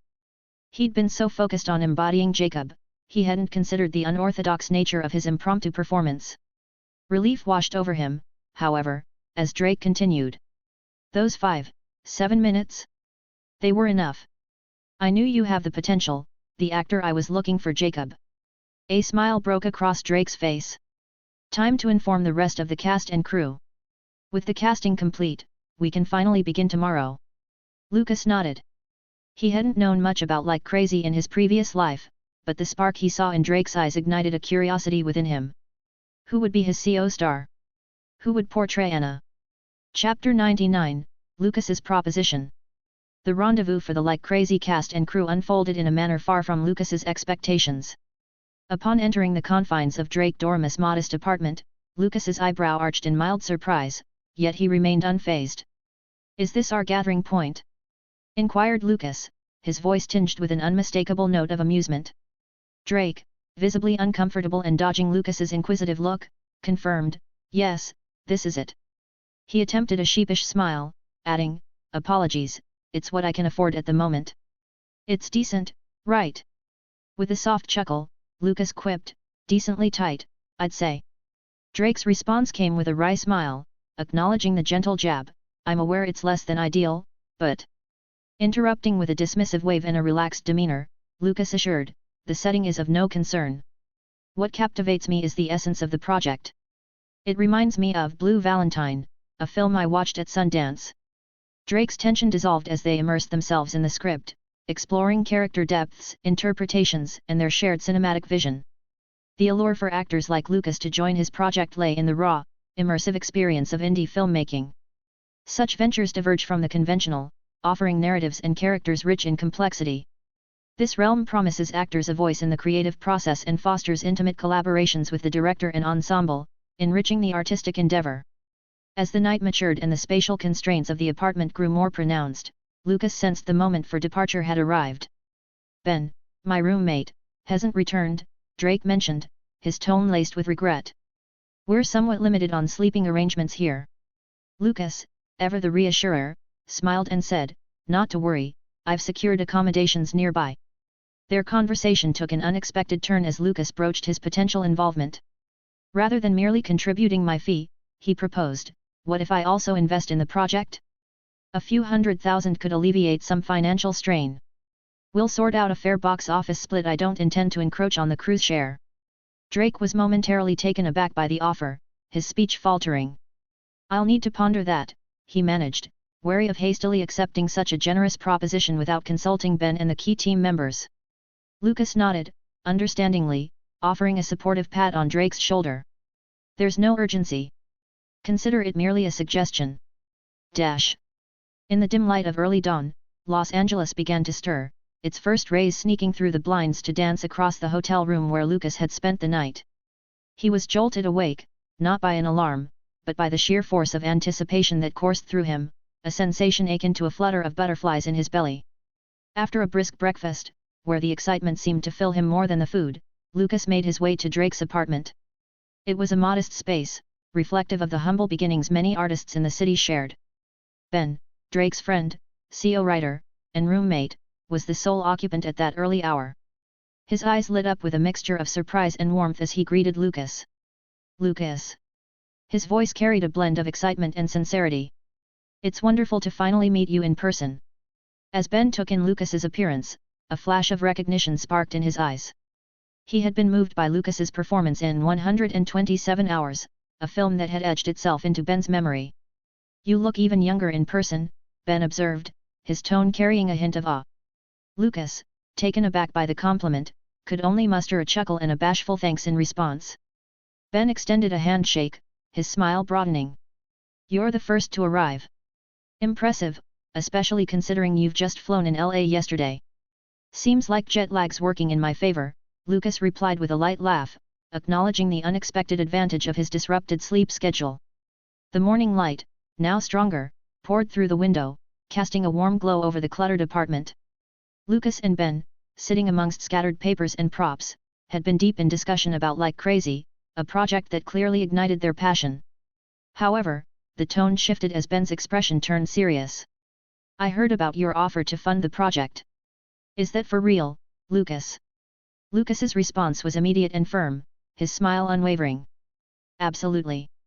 I've saved up around $400K, and I'm ready to invest in our film. $200K, or all of it if needed." A heavy silence hung in the air, laden with the gravity of Lucas's proposal. Ben finally let out a breath, a mixture of astonishment and gratitude evident in his voice. "Your offer, it's incredibly generous. Our budget's been tight, around $250,000. Your support could dramatically change our scope." Lucas's financial landscape had taken a turn for the better, much of it owing to a serendipitous alignment with the entertainment industry's giants. The heart of this financial uptick was his copyrighted song, Perfect, which had found favor with the ABC network, renowned for its hit series Modern Family.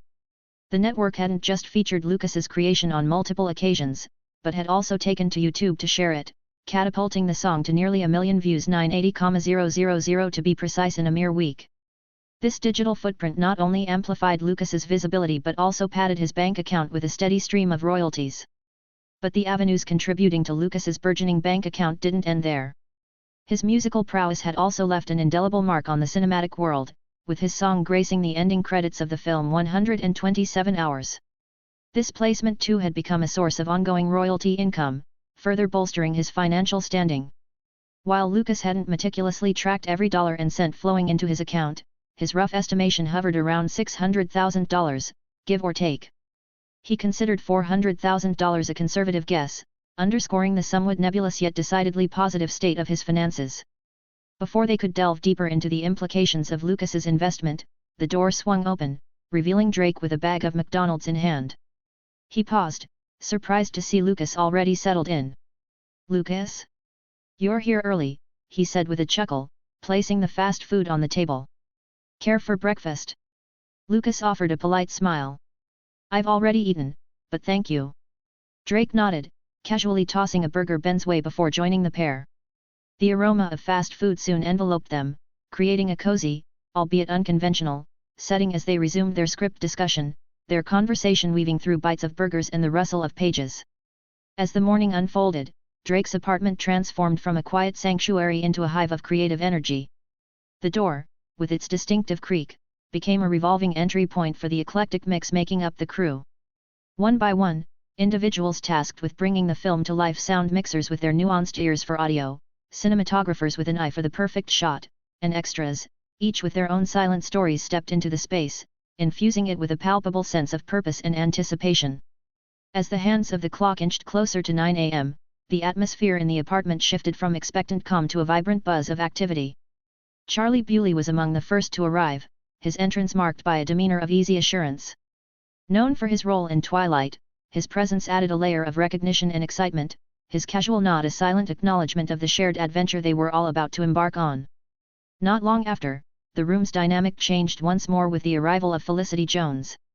Her ascent in the acting world was marked by a blend of talent and an enchanting presence, which she carried with her into the room. There was a distinct intensity about her, a quiet force that suggested depths waiting to be explored on screen. Lucas, for his part, was particularly keen on meeting Felicity. As the actress set to portray Anna, his character's counterpart, their interaction was crucial. Their introduction was seamless, with their discussion about the script revealing a natural rapport and a shared vision that boded well for their on-screen chemistry. The apartment, now buzzing with the energy of assembled talent and crew, seemed to be holding its breath for the arrival of the last pivotal member. When Jennifer Lawrence entered, the energy shifted noticeably. Her approachable demeanor, coupled with a certain star quality that her roles had cemented, filled the room. Her initial interaction with Drake was followed by a moment of recognition as she and Lucas locked eyes. The silence that ensued was brief but charged, a mutual recognition sparking a mixture of surprise and intrigue. Lucas. Jennifer's voice broke the silence, her expression one of genuine astonishment. Jennifer. Lucas responded, equally taken aback. This unexpected reunion under the auspices of a new project drew the attention of everyone present, sparking curiosity and speculation. Do you two know each other? Drake's question, fueled by genuine interest, hung in the air. Chapter 100, Film Project Discussions. The atmosphere among the cast members shifted subtly as Lucas and Jennifer exchanged glances. This quiet moment was broken by Jennifer addressing Drake's inquiry. Lucas and I originally crossed paths at Sundance. Drake, seeking confirmation, turned towards Lucas, who offered a nod in agreement. This simple gesture seemed to set things into motion as Drake declared, "Now that Jennifer has arrived, we can delve into the script discussions." The rest of the cast conveyed their agreement with nods, while Jennifer made her way into the modestly sized apartment. She settled beside Lucas and Felicity, marking the beginning of her integration into the group. Felicity extended a warm introduction. "Hi, Jennifer. I'm Felicity Jones." Jennifer reciprocated the gesture, introducing herself in kind, marking the start of a new acquaintance. Turning to Lucas, Jennifer expressed her surprise. "I never imagined our paths would cross again, especially as fellow cast members." Lucas responded with a smile, an expression of mutual astonishment and delight. "Indeed." Jennifer's smile, though faint, was laden with a mix of emotions as she gazed at Lucas. It was as if the universe had conspired to bring her desire to fruition sooner than expected desire of sharing the screen with Lucas, only to find that reality had swiftly mirrored her aspirations. Lucas had long been an object of Jennifer's admiration, particularly since the Sundance premiere of 127 Hours. His performance had left an indelible mark on her, showcasing a brilliance she aspired to emulate. In a conversational shift, Lucas inquired about Jennifer's role with a hint of playfulness. "So, you're playing Sam?" Given that Felicity was cast as Anna, it was logical for Jennifer, a significant addition to the ensemble, to embody Samantha, Jacob's complex love interest. Jennifer affirmed with a nod, "Yes, that's right." Lucas's teasing continued, "Did you opt for Samantha over Anna, or did Felicity outshine you for the part?" Both Felicity and Jennifer were momentarily taken aback by his candor. Before Felicity could clarify, Jennifer interjected with confidence, "Outshine? Hardly. I chose Samantha's character because she intrigued me far more than Anna. There's a depth to Samantha that resonated with me." Lucas and Felicity were visibly taken aback by Jennifer's passionate defense of her character, exchanging surprised glances. Felicity, with a hint of curiosity, questioned, "Really? To me, Anna seems to be the more fascinating character." Jennifer, unfazed and with a confident, smug smile, replied, "Perhaps for you, Anna's journey is more compelling. But for me, Samantha's narrative aligns more closely with my tastes." This piqued Lucas's interest, prompting him to inquire further, "Oh? What makes you say that?" With a direct gaze towards Lucas, Jennifer began to articulate her perspective. "Anna is portrayed as deeply in love with Jacob, yet she quickly finds solace in another's company during their separation, which I find rather perplexing. Samantha, on the other hand," she continued, her eyes alight with enthusiasm, "embodies strength, independence and a deliberate choice to love Jacob, despite being aware of his divided affections. The real tragedy, in my view, is Jacob's inability to see the value in Samantha, a woman of substance and commitment." Caught up in her fervor, Jennifer momentarily lost herself in her argument. Noticing Lucas and Felicity's attentive gaze, she paused, slightly embarrassed by her own intensity. "Sorry. I got a little too involved there." Lucas responded with a light-hearted chuckle, "It's perfectly fine. Your perspective is quite enlightening." Felicity, sharing in the amusement, added, "It's clear you have a deep connection with Samantha's character. That passion is admirable." Jennifer, somewhat reassured by their reactions, simply smiled, "Thank you. I really do believe in her character." As the group's focus shifted towards Drake, the confines of the small apartment became more evident. Despite its modest size, it held significant potential, doubling as a filming location for Anna's apartment within their indie project. Drake, with a contemplative look, began to outline the unique aspects of their production process. "This project is indie at its core, Drake explained, his voice echoing slightly in the cramped space. The script has been a collaborative effort between myself and my CO writer, Ben. Given our budget constraints, we're not in a position to hire a large writing team. However, this opens up a unique opportunity for you, the cast. We encourage improvisation and welcome your contributions to the dialogue and narrative. It's a chance to truly make your roles your own. He swept his gaze across the room, making eye contact with each actor, Charlie, Felicity, Jennifer, Lucas, and the others, emphasizing the collaborative nature of their endeavor. Drake continued, feel free to propose ideas for scenes that highlight your character's development or backstory. We're open to integrating your creative insights into the film.